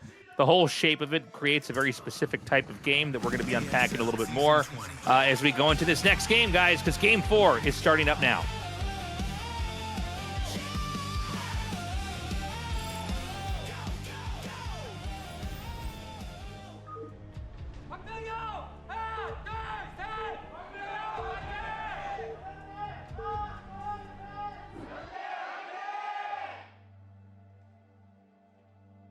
Okay, Barracks here in the top right, Mini here in the bottom right. Yeah. So, you know, Litmus, you've got all these different various ways that cheese could occur, but you do have the double gas, so you can always get your factory going pretty quickly here. You know, I think the biggest part is trying to gain a foothold somewhere in front of your natural. Like, there's this unnaturally long corridor that you push down from your natural to, like, a central spoke part of the map where it goes from quite thin to quite wide. And that's oftentimes where you'll see Protosses, you know, kind of take the fights that matter, if that makes sense. Like, you know, try to slow Terran down in that specific area. So this is actually scout after pylon, which is funny. We don't really see this anymore in pro play. Certainly not in this matchup. I mean, I guess you'd have it in a PVZ or something, but that's obviously a totally different beast. But yeah, this is going to be gateway. And, you know, normally when I see somebody do this, I would say they could steal gas. Yeah, there's double gas, though, so it doesn't really make sense. I think it's just I know. for micro, right? Like, just to harass with the probe. It's awfully early. It's awfully early to just harass with the probe. I was hoping against hope he wouldn't make the gateway and he would just steal both gases and we'd figure something out that, like, you need to put 3 gases in a main base. But, yeah, I don't think something like that will occur here. Yeah, that's interesting to see that he would be willing to send a probe out just to do that. And I wonder why, because, I don't know, in my head, I think, no, I want this probe to stay home in mine and just check a little bit later on. He hasn't done that yet. And by the way, this was pylon, gateway, pylon into gas, which means there's going to be extra zealots coming out here, putting a little bit of pressure on, which, again, kind of an interesting concept. Why exactly does he want to do that this early, and why on this map? Also, I need to point out, Barracks took his gas really, really late here. I think that this was to account for the probe harassment because he was having to repair and everything, so he couldn't time his factory out super quick anyways. So that, yeah, that's kind of a, that's interesting. This is a super defensive stance. When you take your gas that late, you can't put any sort of real counter pressure on. It's more about just making sure that you're completely steady in this part of the game where it's like, okay, I'm going to have enough Marines, and I'll have those factory units if I need them to be able to take my natural. So the zealot pressure can come up. Now, 1 SCV with 3 Marines can drive this away. That's the right number to have here. But yeah, there's going to be a second zealot coming up here and possibly even a third. Well, he definitely wants to put that pressure on. And this zealot is actually doing a great job. Barracks a little bit off with the micro. I'm really surprised he didn't try to bring like another SCV. I think that would have been really, really helpful here. But he's going to get the bunker up, and that's really the important part. If you have that bunker up, that centralizes your defense. It's going to kind of zone everything out. But Mini, he has other intentions, Tastosis. He's going to go around and try to jump his zealots over the back wall.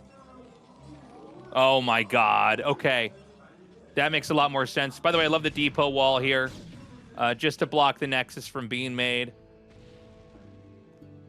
So that's going to be forced to cancel. He's got to make sure he does this correctly.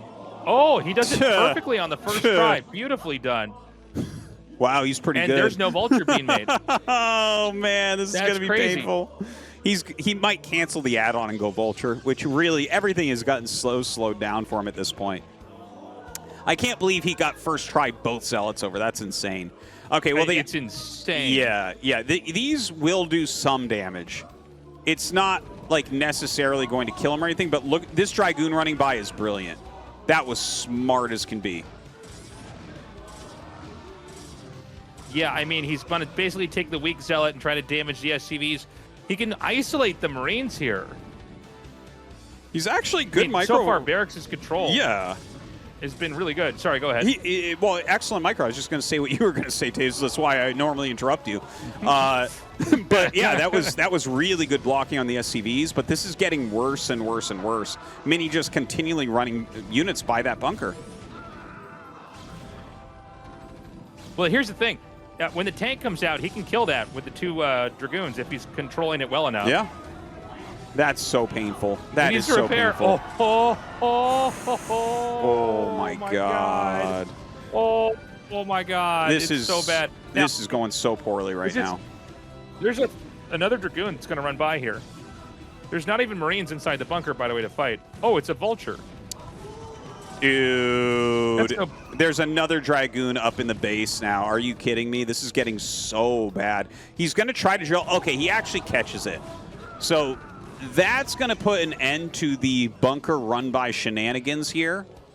But that definitely gave Mini a better spot, I'd say. Like, that is a very annoying thing to deal with. Luckily, I think Barracks dealt with it as well as he really could. Yeah, he handled it pretty well. Mini's going to go straight into Reaver Tech. I don't believe we even have an observatory here right now.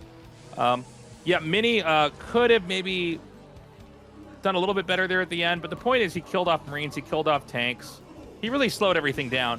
The counterattack might be devastating, though. This is one thing you've got to be careful about, specifically with these like delayed cybernetics core moves. When you try to get the damage on your side of the map, if you overdo it, the counterattack will kill you. This does have good potential, doesn't it? There's only a couple Dragoons here. He's going to be able to push through very quickly. Great micros so far, though, I have to say. Laying a couple mines, those are really, really important. The Reaver is not out quite yet. Good targeting on that siege tank. But I think Mini has he's mostly okay here. Still a little bit more pressure coming up with another Vulture. The probes having to be pulled here once again. But the Reaver should be popping out in like 10, 15 seconds, I think. I think so. The one Vulture shouldn't be able to do anything with good body blocking, and that's exactly what Mini has. A hemorrhaged Vulture there is pretty bad. The Reaver is going to be out. There are no turrets back at home as well. When Terran is aggressive like that, they're not going to have the kind of anti-air they need for the counterplay here. And by the way, there was nothing about Mini that would telegraph that he was going Reaver from there. One might suspect it because that's how a lot of these games end up. But right now, it doesn't feel like Barracks is ready for this, does he? I think he started his engineering bay. Like, generally, like you said, you expect the Reaver to be coming. Like, any sort of early pressure like what he had generally goes into a Reaver afterwards. Yeah, he has the engineering bay on the way. I don't think he'll have the turrets ready quite in time. But if he makes them kind of near his command center, I think he'll be able to hold this. Like, I don't think he's just going to straight die to the Reaver as long as he starts his turrets right away.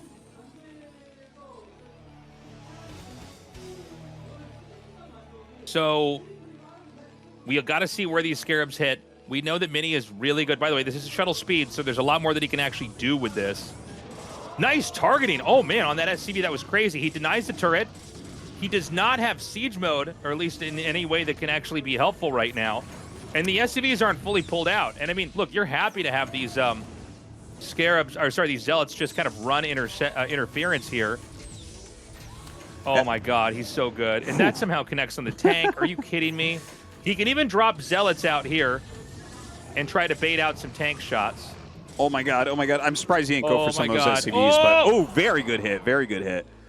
There should be a Goliath being made right now. One tank pops out. I'm surprised he didn't make a Goliath. Like, in these situations, you see that in your base. You're like, yeah, I need a Goliath here ASAP to help push this shuttle back. But the speed shuttle going to fly to the left here. We'll see if he tries to hit anywhere else. There's only one tank down here.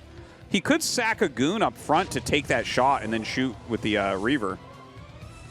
But no. He tried to skip the tank shot there, actually messed it up.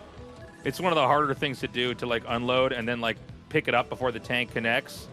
You basically almost never see it done, but I guess he decided to go for a kind of a win more move there. And so that's going to be the end of the Reaver drop. But, you know, Mini's recovered pretty nicely.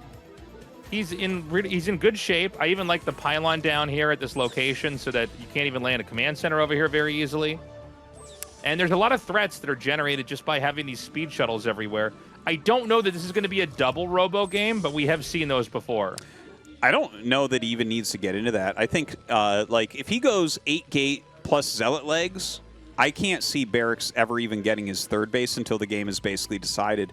Look how late his factory adds are. We're at 10 minutes and he's adding factory number 3. For reference, kind of crazy. Yeah, for reference, like the fastest factory adds after the first 2 are generally around 7 minutes 30 seconds. And if you're adding factories later than 8 minutes and 30 seconds, man, you're in a weird position or a bad position. So you see he's adding all these factories now, but again, we're after 10 minutes. This is a very tough spot. Oh, this is so nasty. Ooh.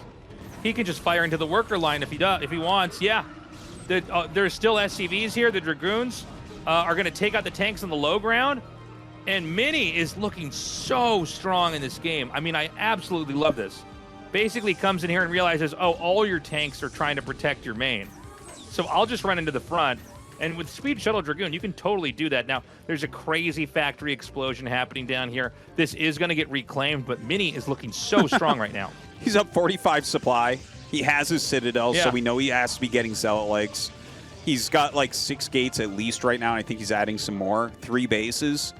This is pretty unlosable, I would say. Like, Mini is really, really, really far ahead. If he just macros cleanly and keeps an arc out here, I don't know how you would ever push out and either get an offensive done or even take a 3rd base.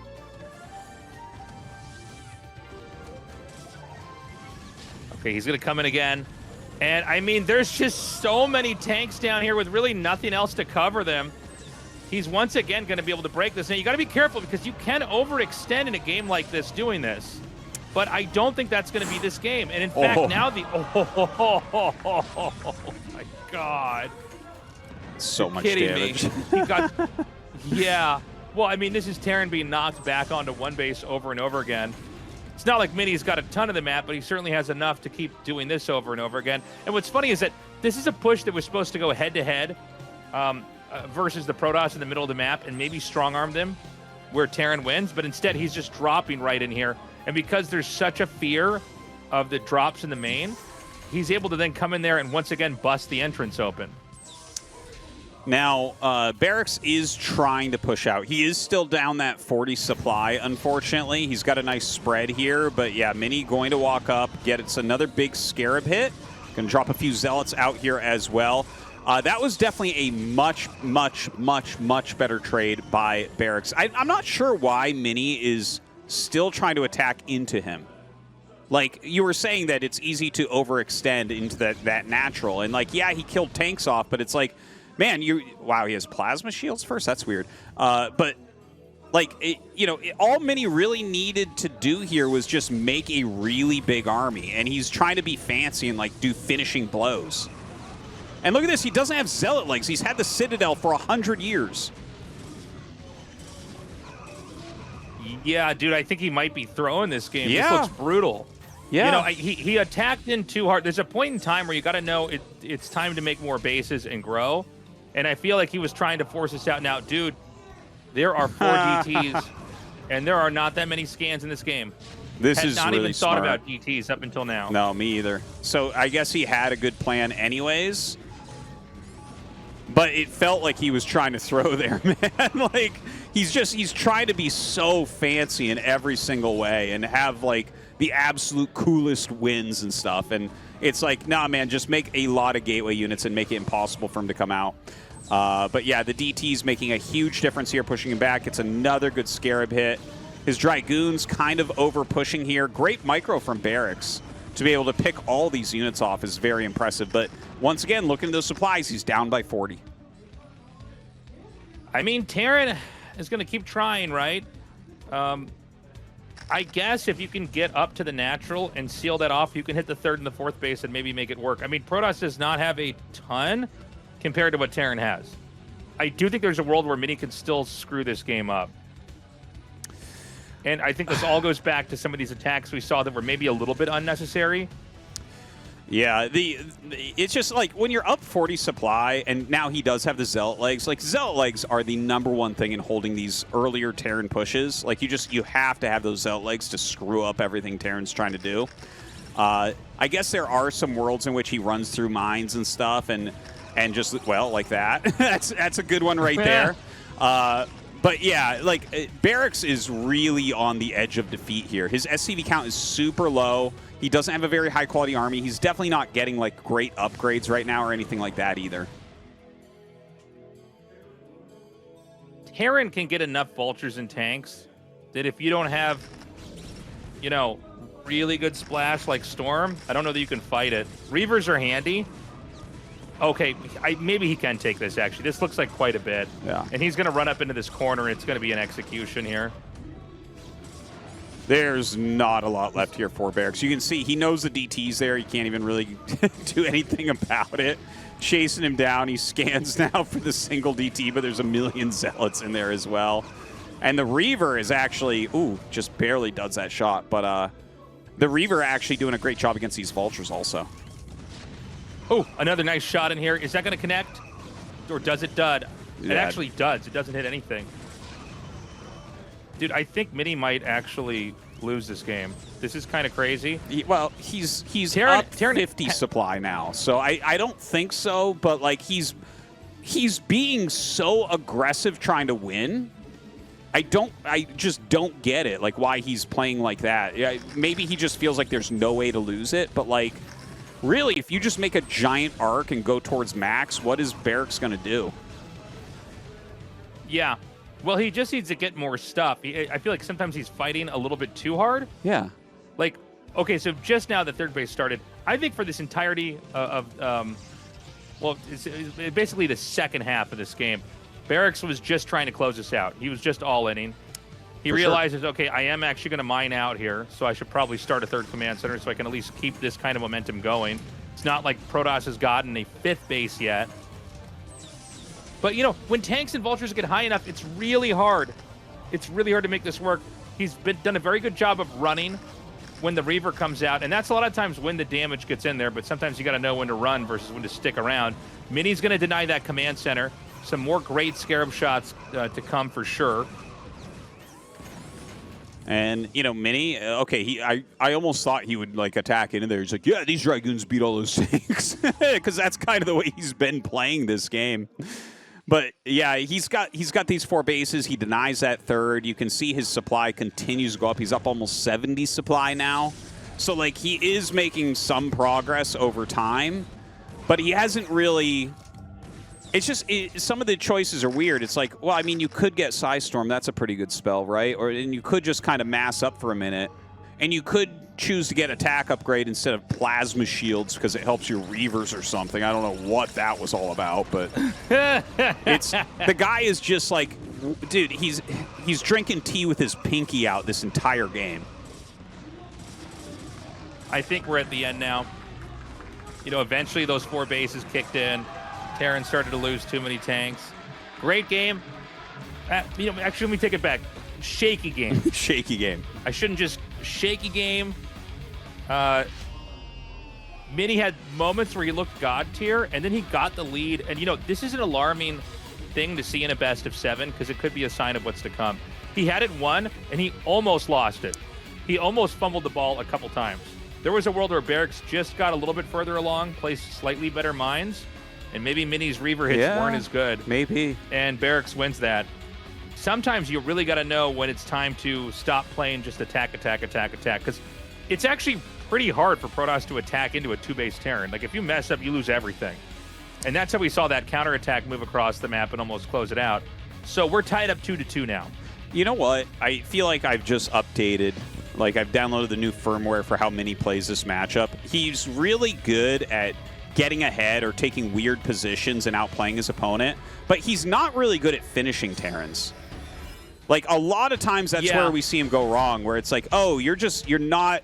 Whereas someone like Best, when he gets ahead, he's like, this is how you kill someone, you know? Mini, that's a great point. Yeah, Mini is very weak in that regard, but he's really good at getting ahead. Yeah, I'll talk more about that in a second. Guys, we're going to Polestar here for map number 5 to see who will take the lead between these two, Barracks versus Mini.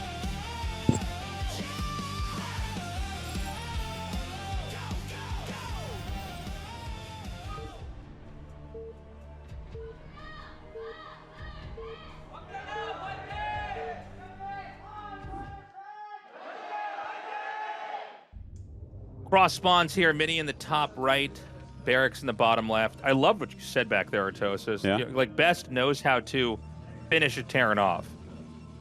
He knows exactly when to attack in, when to not attack in. He's had these games where it looks like a position is unbreakable, and he goes, no, it's fine, I got it. I think what Mini knows how to do is gain an edge that's really hard for the Terran to recover. But if you look at, like, how he took some of those fights, it was pretty rough. He was definitely attacking him when he didn't need to. He was definitely chasing the Terran army when it's like completely fine to pull back and regroup.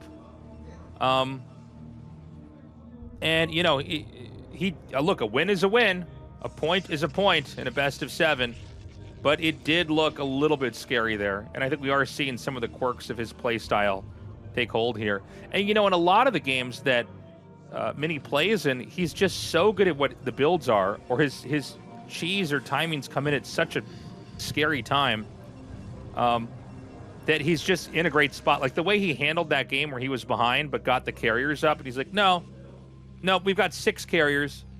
I just know how to control this well enough that it's going to be a hard game for you. Thank you very much. Appreciate that. Kansas City Chiefs shirt, Artosis. Oh my gosh. You don't see that very often. Damn. A Kansan there in the audience. Yeah, no one's fans of the Chiefs, right? That's pretty uncommon. I don't know if people know, but I am from Kansas City, so it's, every once in a while I meet somebody in Korea from Kansas City. I'm like, what? That's insane. Nobody's from there. So this game, we have a gateway on the low ground. And this is similar to what we saw in Game 1 in that it's pylon, gateway, pylon. Not Game 1. What was it? Game 4, actually, what we just casted. Probably be gassed later on. But this Zealot can get there generally a little bit faster. I guess in this case they are cross spawn, so it's it's much further away, right? Yeah. But yeah, let's see how Mini does here. And also, you know, does he overextend? Is he ready for a counterattack? That was maybe the most back and forth game we had back there.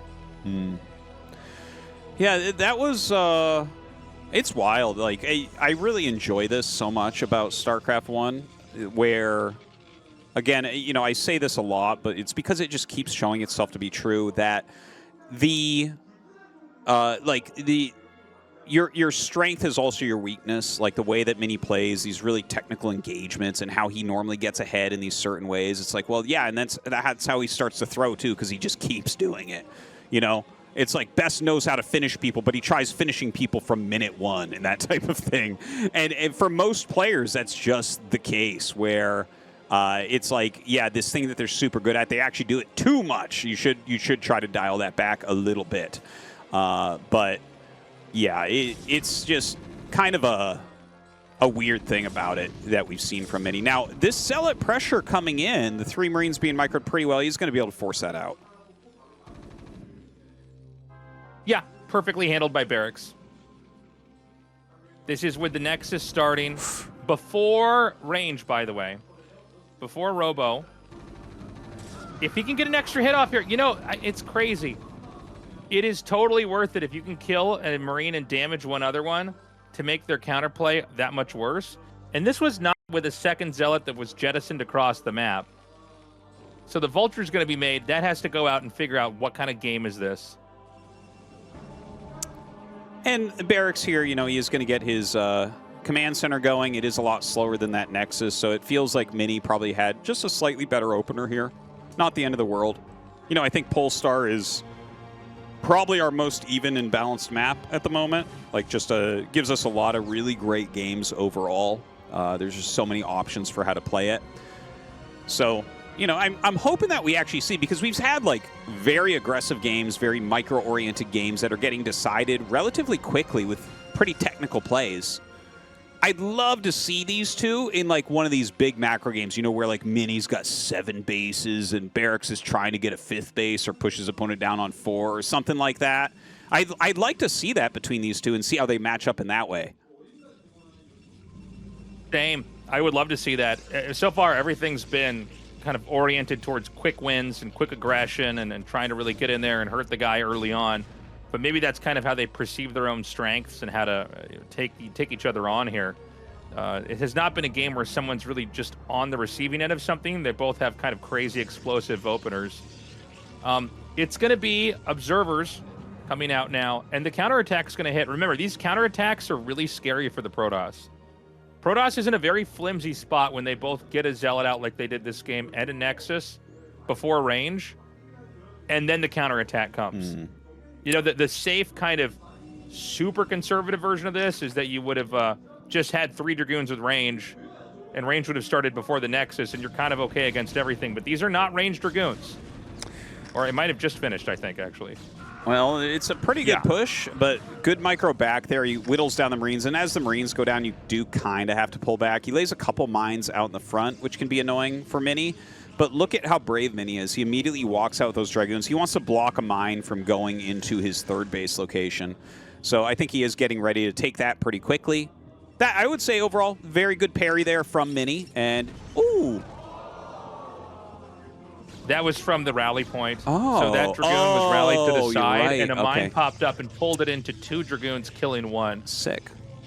That actually could change things, too, because this is a 2-factory after Command Center build, and he still has the tanks in the center. So it looks like Barracks is actually going to poke again, and he's avoiding the Observer. It does see one of the tanks, but, like, after that mine hit, it killed a Dragoon and damaged another, and another Dragoon got damaged from the initial Marines. So, like, I feel like there's actually some potential with this push.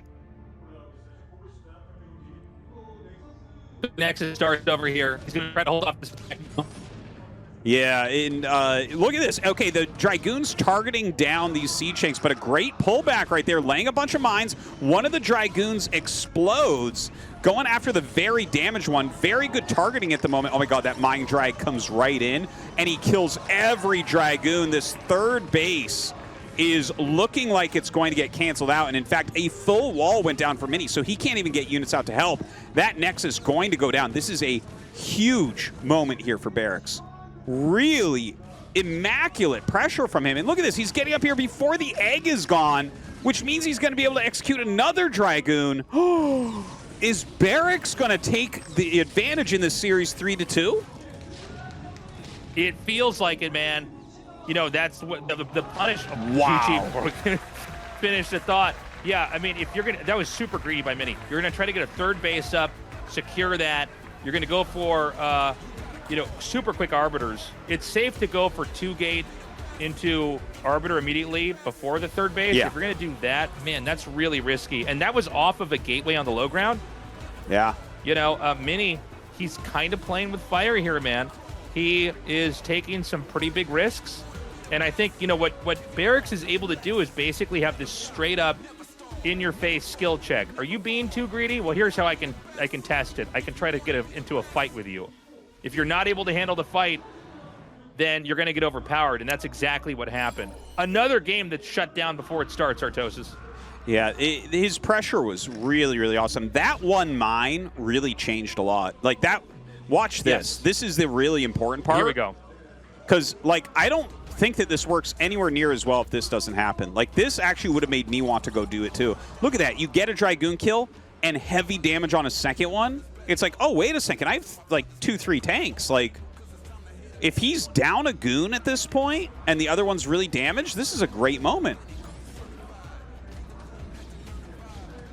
And it was fast Arbiter tech behind this. Yeah. So, like, you don't have anything. You're not going to have Arbiters for a long time in a game that's going like this. The Vultures actually pinned the Dragoons in here, so then it became a mass execution. He didn't even kill the one of the 3 tanks. This is a forced cancel on the Nexus as it's on, as it's about to finish. So it could not have been a worse investment. And then this attack comes up here. I mean, he's going to go for the Arbiter tech anyways because he's kind of, those are the railroad tracks his build order is attached to. But nicely done. Crazy games here. Guys, there's hope for Terran. Right now, Mini needs to win 2 games, whereas Barracks only needs to win 1. Crazy. Could we see that upset and Barracks get his first round of 4? We're going to see after this quick commercial break where Barracks is going to be on match point and Mini has to win.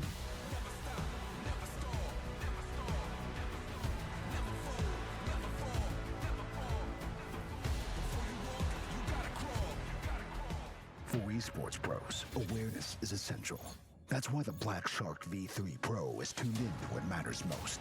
A quantum leap in speed for instant audio response. Full range clarity that carries every shot call. Advanced ANC to eliminate all distractions. And crisp, clean sound that captures key audio cues. Made for the best. Made for who you can be.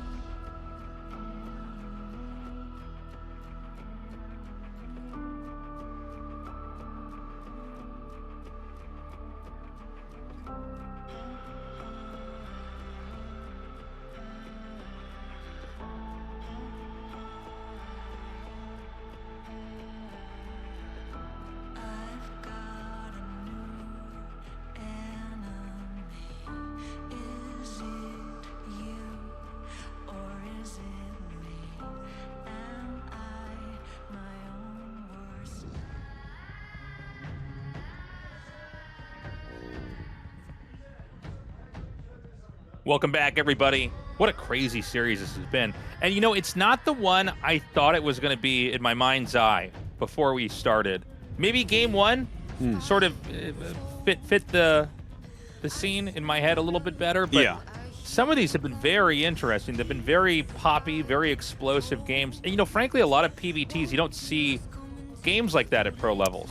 Like what we saw in that last game, that was sheer greed.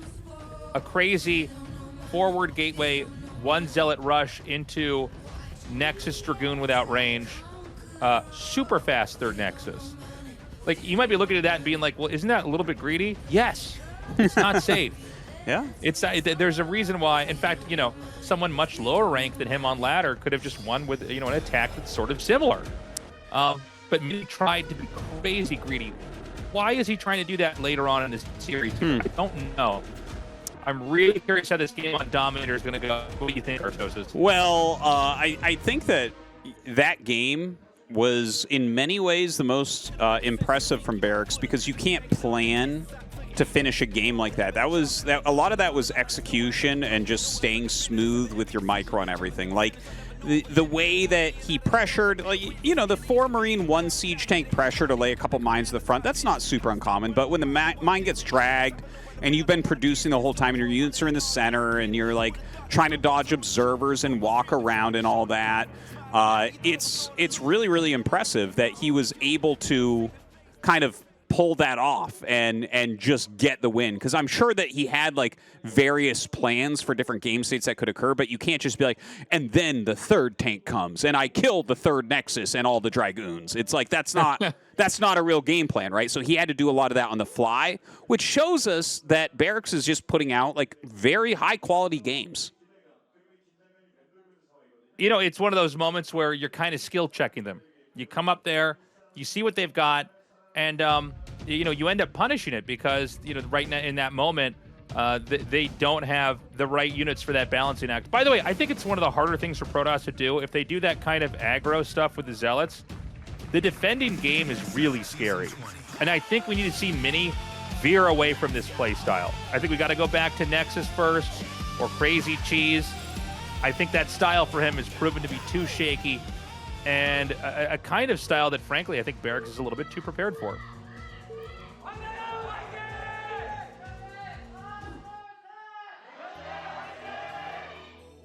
Okay, we've got Mini here at the top left and Barracks here in the bottom left on our 3-player map Dominator.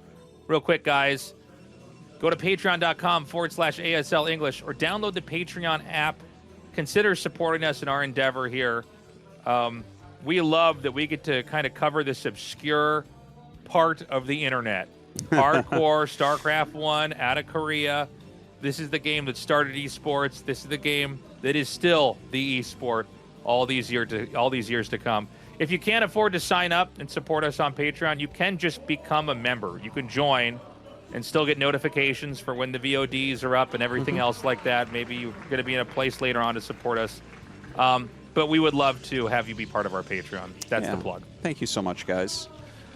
I tell you, this series is really delivering so far. Like, very, very fun series. Pretty close, pretty back and forth. It really does feel to me that Barracks is playing better games than Mini overall. And now here we are on Dominator. And I think that Mini has to open really, really well here. I think the map is, like, pretty even, pretty fair, but, like, a little bit better for Protoss in early and early mid-game. And as you get to late game, if the position isn't terrible for Terran, the map shrinks a bit. Thank you very much, the guy Appreciate in the the audience. sign. I love the memes in YouTube of getting chills. It's so funny. It's so funny. In the YouTube comments. Cracks me up. I was climbing Mount Everest, and then suddenly out of nowhere I got chills, and I knew that ASL must be on. It's like, okay. So, you know, I was just spending all this time talking about how he probably shouldn't go for the gateway, forward gateway, pressure build. He's doing it again, Tastosis. Yeah.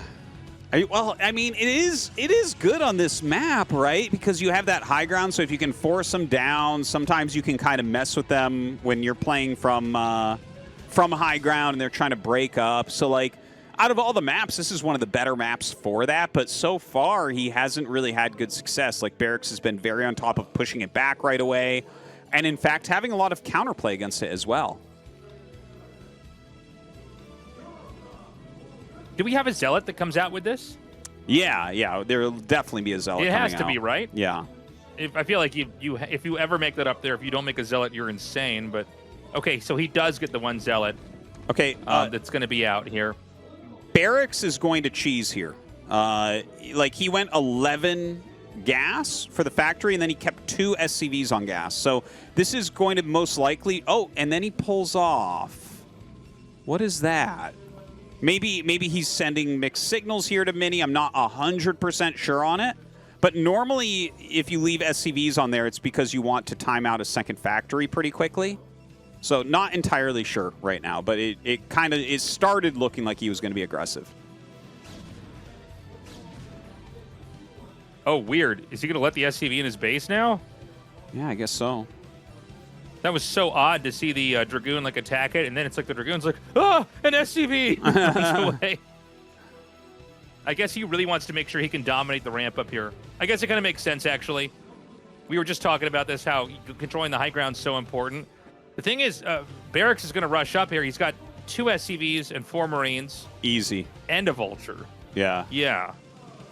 You can't do anything with Mini's army here. He shouldn't even be microing against it, most likely. Like, you're not going to win that fight. He is running away. You can see that, like, a lot of kind of free damage here because he's going to repair through his Vulture. Oh! Yeah, I actually like this build. And he's got the SCV there so he can do a drill. Like, he'll probably drill some SCVs and go for a push here because he made a second Vulture with no add-on. Because he sees that there's just, like, no range. Like, Mini is just skipping out on range so much, and there are punishes for that. Oh, my God. Oh, God. Oh, he's really boned right now. And here come the SCVs. Yeah, so this is, real quick, guys, I mean, what Mini's doing, it's another type of greedy build where it feels like forward aggression, but it's actually without Dragoon range, and therefore it's not exactly safe. Now, Dragoons are still strong, beefy units. They can gun down these units pretty fast if they get good pairings. Dragoon range, still not done for a while. I wouldn't even mind seeing a second battery. Now, keep in mind, Barracks has to make this work because he sent all his SCVs here. It's looking like a rush from, like, the year 2000 with Slayer's Boxer or something coming in here. The drill is insane. Oh. Well, he's got to take down probably the shield battery. It looks like he's targeting the pylon for the most part, though. So the shield battery might still come into play as a very useful component of holding this. The probe's down, attacking everything. He's got to stop this bunker from going up for sure. He has so many probes down here, but most of them are actually not attacking at the moment. Yeah, I don't know how much energy is actually on this, but, you know, the Marine count's getting thinned out. The body blocking's insane. Woo. Oh, my God. He's going to prevent those Marines from getting in the bunker, I'm pretty sure. No. You can't let those in there. And has Mini held this? I think he has. Yeah. Right? No, it's held. Mini wins this fight. Yeah. Now, remember. Woo. Yeah, that's it. Close one. Wow. The pylon block really worked out. We need to see a replay of that. There was a lot of stuff to break down. Yeah. That was insane. He should have died, by the way. Wow. I can't believe that. Yeah, the wall was super, super important. I think that there were some mistakes there. Like, Barracks, in my opinion, what you do is you pull the SCVs back a little quicker. You power down the shield battery immediately. And you can go 2 bunkers. Like, you can do a further back bunker to make sure you get one, and then a closer one. With range being that late and everything, and he had like 3-4 Vultures, so yeah, I think Barracks was slightly off on his execution of that push. I think you're right that Mini could have died there. There is a world in which Barracks is in the round of 4 right now. Chicks are praying in the audience right now. It's insanity. We're going to Game 7, and man, I gotta say, dude, what an insane game. Are we not going to get an instant replay of that? That's crazy to me. I guess we might not, but I don't know. I would have loved to explore that a little bit further. The SCVs got the surround, but the Vultures and Marines were far away out enough. And I think you made a really good point, Tastosis. The battery should be killed before the pylon. The battery is actually the threat, not the pylon. Anyways, guys, we're going to go to Radeon here for map 7. We get 7 games out of these 2? Hell yes. Nice. Well, that's the way I want it. If Barracks takes this, perfect day. Perfect day. Get a Terran in the round of 4. Thank you, David Kim. That would be amazing. We'll see, though. I mean, it is as close as can be. I really want Mini, though, to go into a longer game, man. Like, all these games are being brought to a head right away because Mini is playing so aggressive or so greedy. No in between. All right, guys, Game 7, let's go. One of these 2 moving on to that final spot. Well, excuse me, one of the 4 spots, actually, in the round of 4 here, ASL Season 20.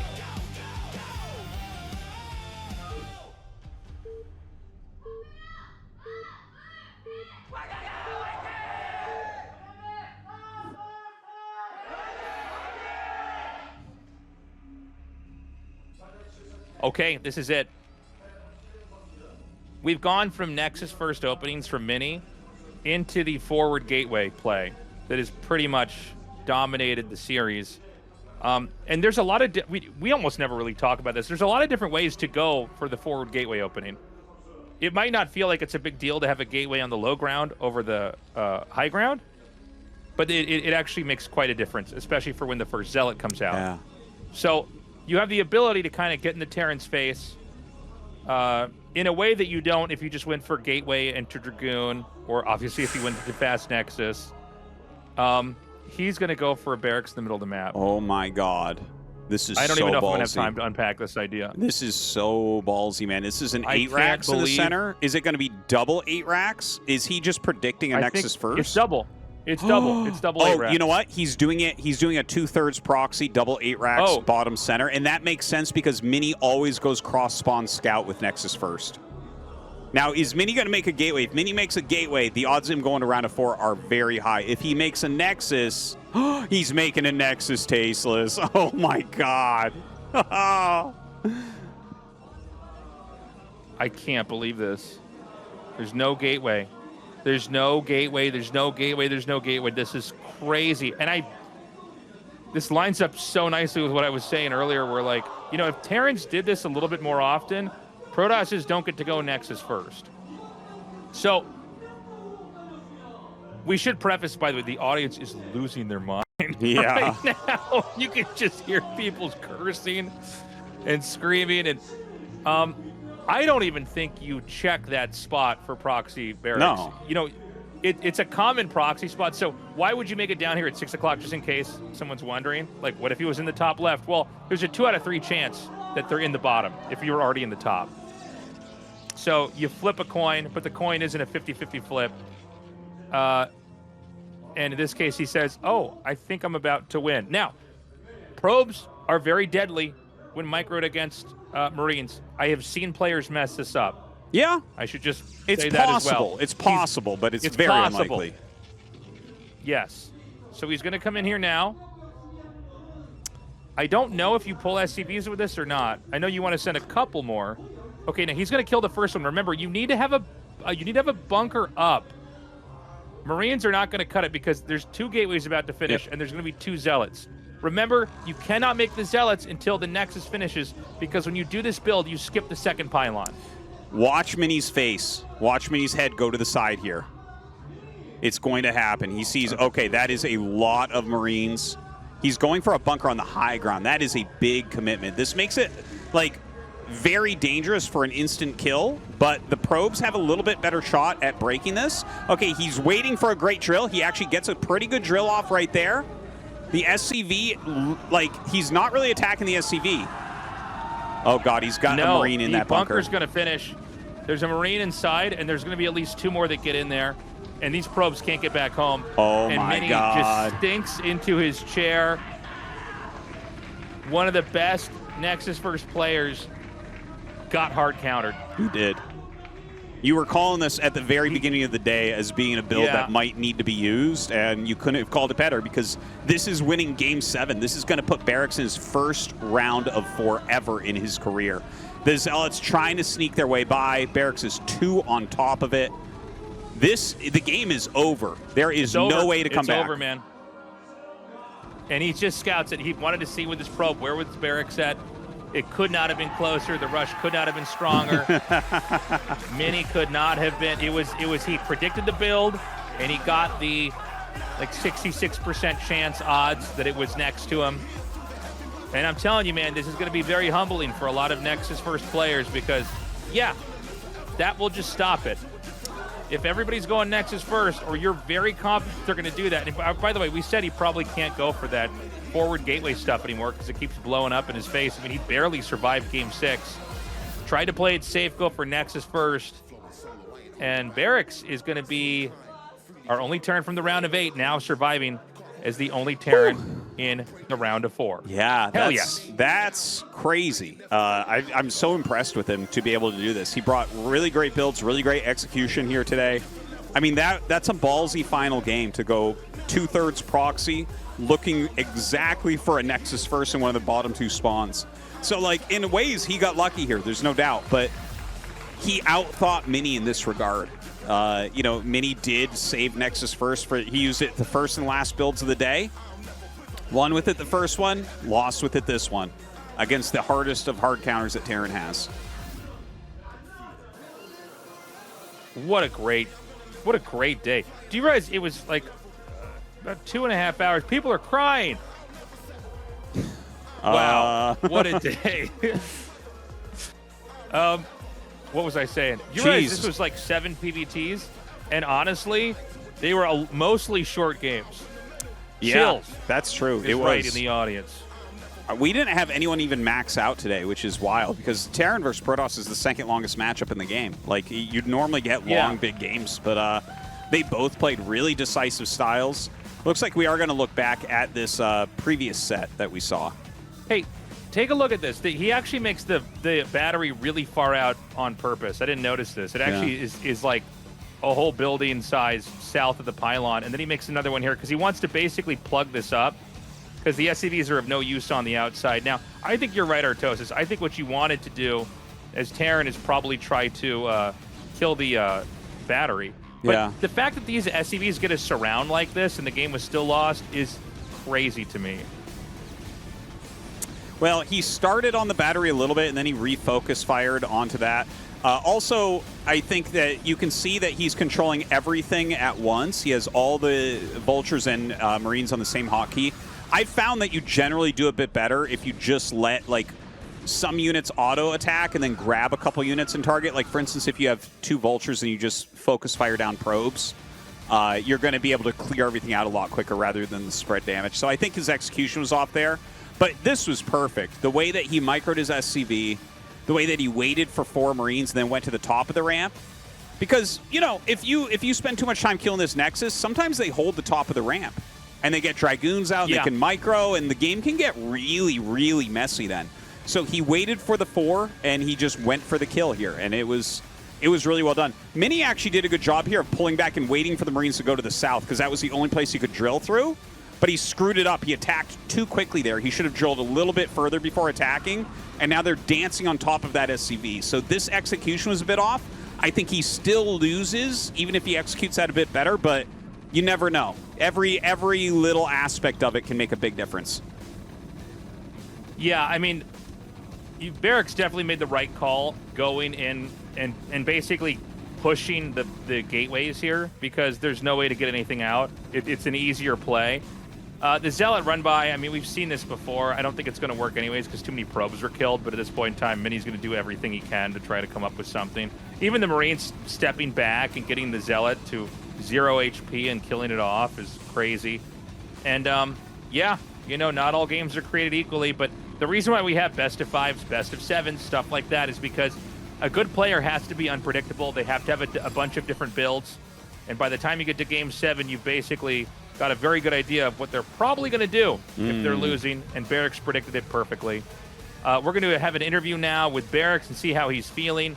He's moving on here into the round of 4.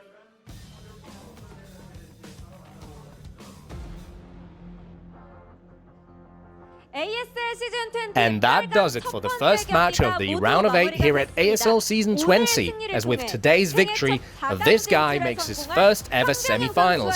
It's Barracks. Congratulations. Thank you. Thank you. On your 11th appearance in the ASL proper, you finally succeed in becoming a seeded player. How do you feel? I can't believe it. Somehow I was not anxious today. Somehow things went well. I kept trying to imagine what it would be like to win today, but it was not an easy thing to imagine. I kept going between victory and defeat. I had to work hard to suppress that. Today is where fantasy turns to reality. In the pre-game interview, you mentioned that the first set would be a deciding battlefield, but after a regrettable defeat in that first set, you showed terrific force in sets 2 and 3. First, with a prim and proper timing on Roaring Currents in Game 2, you opened with 2 starport, and it seemed like you understood the characteristics of the map very well. How did you prepare that one? To be frank, whatever build I used when preparing for Roaring Currents, I just ended up losing. I figured I can't win. I thought, let's just tank one loss. And then yesterday, I came up with a build that felt like it might work. I tried it and my win rate was good. I thought, hey, I can actually win on Roaring Currents. Yeah, that was it. A good hunch you got there yesterday. And not only that, you also went on to win Game 3. How did you feel at the time? To be honest, Litmus is also a difficult map. I was very conscious of the possibility of a proxy gate. Let's just win this one. Let's win the early maps, I thought. And I ended up losing it. But now that I've got some experience under my belt, my psyche doesn't get shaken. I just decided to focus on one map at a time. Right. So, just as you've said yourself, you did lose that 4th game, but once again claimed victory in the 5th set this time. You played very aggressively in the 5th game. All in all, your approach today was focused on aggression, and this aggression came in many different styles. In that game, a Dragoon got caught by mines. Did you decide to be aggressive after seeing that happen? The build I had prepared went similarly. I was aiming to just go for positional skirmishes, but seeing that, the Dragoon dying, in that moment I gained conviction that the game could end. But still, you know, if my micro failed and the tanks got killed, I would have been stopped. But my micro went well, and I was able to win that map easily with a bit of luck. Everything went your way today, and you were ever so close to victory in the 6th set that ultimately ended up in a defeat. Once again, you were furiously aggressive. It seemed you had faith in that play. What was the reasoning behind it? To be honest, I did not practice that one even once, but seeing what he did, I got angry. He built a forward gate, and I thought, oh, I gotta take advantage of that. I forgot it could have been something he had prepared, and only then did I realize, oh, he practiced this. I just took it all in calmly and prepared myself for the next game. And as you both expected, it was a fierce match that went all the way. With a victory in the 7th set, you finally succeeded in making the round of 4, but honestly, that 7th set was also a very radical choice from you. You won with a BBS. You chose 6 o'clock as your building location. Did you have conviction in that 7th game? Honestly, going into the last set, I was going back and forth about what to do. Last night, in the early morning hours, Calm told me to stay composed and recommended BBS. Also, I just talked to Flash and Kakao, and it gave me the conviction I needed. Do it, he said. I trusted what the two said. I put everything on the line and went for a BBS. This faith was the deciding factor, it would seem. The winner of tomorrow's match between Snow and Effort will be your round of 4 opponent. Who would you like to see advance to the semi-finals? I haven't thought about that. I have a similar take on both. Effort plays really well in tournaments, and when I played against Snow that one time, I felt how good he is. Does that mean you are confident against whoever advances?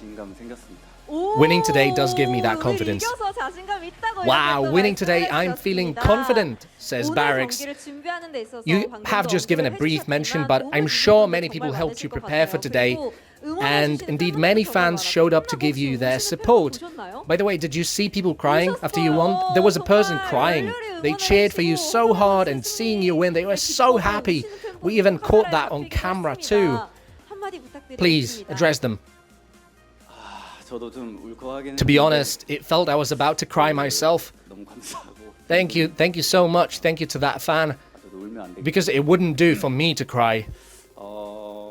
Honestly, the reason I was able to advance was the help.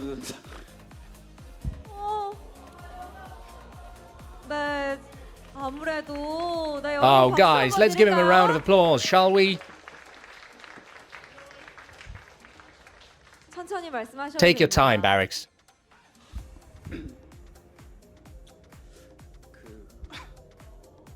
팬분들도 좀 감사합니다. I'm very thankful to the fans as well, 그리고 연습 도와주는 and the 선생님 colleagues who were so diligent in helping me practice. 네, 연습 도와주신 분들도 정말 Right, 많았기 Barracks had 때문에 so 그 many people 감사함을 help him get ready for today. He is fighting back the tears. So grateful for the help he received. 천천히 말씀해 주셔도 됩니다. It's 여러분, okay, 다시 take 한번 things slow. 박수 Guys, another round of 보내주실까요? applause, please. 저 혼자 한 게 아니라 I did not 그래요. make it here on my own. 사람들이 It's because I had people who helped me. 이겨진 것 같고 새벽까지 열심히 I want to 도와주는 thank Rain too for practicing with me until the crack of dawn. 병구 형이랑 Stalk, 그리고 선재, Motive, 경구, Paralyze, 덕기, Ruin, 수철이 YSC. 오늘 도와줬고 that's who helped me. 그리고 어제 그 새벽까지 또 And Calm and KOP for staying up until 6 in the morning to help me prepare builds. 도와줬는데 또 고맙고 그리고 오늘 사실 영호도 And you know, pretty much all the builds I use today are Flash's builds. 영호 빌드거든요. 제 스승인데 He is my teacher. 너무 고맙다고 전하고 싶어요. I want to say how thankful I am. 그리고 오늘 직함 And 멤버들 almost all of our university team members showed up today. 아 너무 힘이 됐어요. 사실 앞에 Being able to see you guys up front, it gave me the strength I needed. 응원 너무 고맙고 Thank you 힘이 for your 너무 support. 됐고 I think that's the reason I was not 긴장하는 nervous. 것 같고요. 그리고 지금 또 응원해 주신 I'm thankful to everyone who cheered for me, and 멤버들 너무 고맙고 그리고 아까 우신 또 팬분이 you just said there was a fan who burst into tears. 또 기다렸을 텐데 끝까지 You waited for this a long time. You believed in me for so long. And so many fans here today. 팬분들이 네, 정말 많으세요. Yeah, there is so many of them. 이게 다 또 축하함 또 I think they're also here because of our team. 더 많이 This is such a source of strength. 정말 힘이 많이 되니까 늘 응원 부탁드리고 Please keep cheering for me. 응원에 힘입어서 더 It motivates me to work very hard. 경기 보여드리겠습니다. I'll show you more good 네, games. 보고 계시는 많은 분들도 진심으로 So many 기뻐하실 것 fans will be 같습니다. genuinely happy seeing this. 다시 한번 Once more, 축하드립니다. congratulations on advancing to the round of 4. Thank you. 네, 지금까지 첫 번째로 And that does it for our interview with Barracks, the first player through to the semi-finals. The emotions are flying, Artosis. Yeah. Yeah, I mean, well, that's round of 4 is like, that's insane. You get a seed into the next season, you get to control a group. You know, you get a huge leg up going forward. And I mean, beating Mini, that's a big one. You know, he has potential to go. He has potential to go farther. We'll see who he's going to end up facing, because I think it's like, isn't it Snow versus Effort on the other side of him right now? So like, if I can't imagine the type of way he played tonight beating Snow, but Effort may be doable for him. I don't know. Like maybe there's a finals run. Maybe there's a victory somewhere in here for Barracks at the ASL. I do feel like you got to take it one opponent at a time and one game at a time. And you were correct. It's going to be Snow versus Effort. That's tomorrow for us. So you guys will have that tomorrow. And like, that's going to be a great match. But I don't know. Maybe Barracks can take Snow on. I mean, crazier things have happened. Effort, you know, there's a world where he might beat Snow. We don't know. Snow does not seem to be capable of winning ASL yet. I mean, in some ways, this guy is like the most talked about, scariest Protoss, but he hasn't really gotten that finals yet. You know, he hasn't gone all the way, you know? Yeah, he doesn't have that victory, but like the people he loses to are generally the champions. Like it's Sulky eliminated him the last 3 tournaments in a row.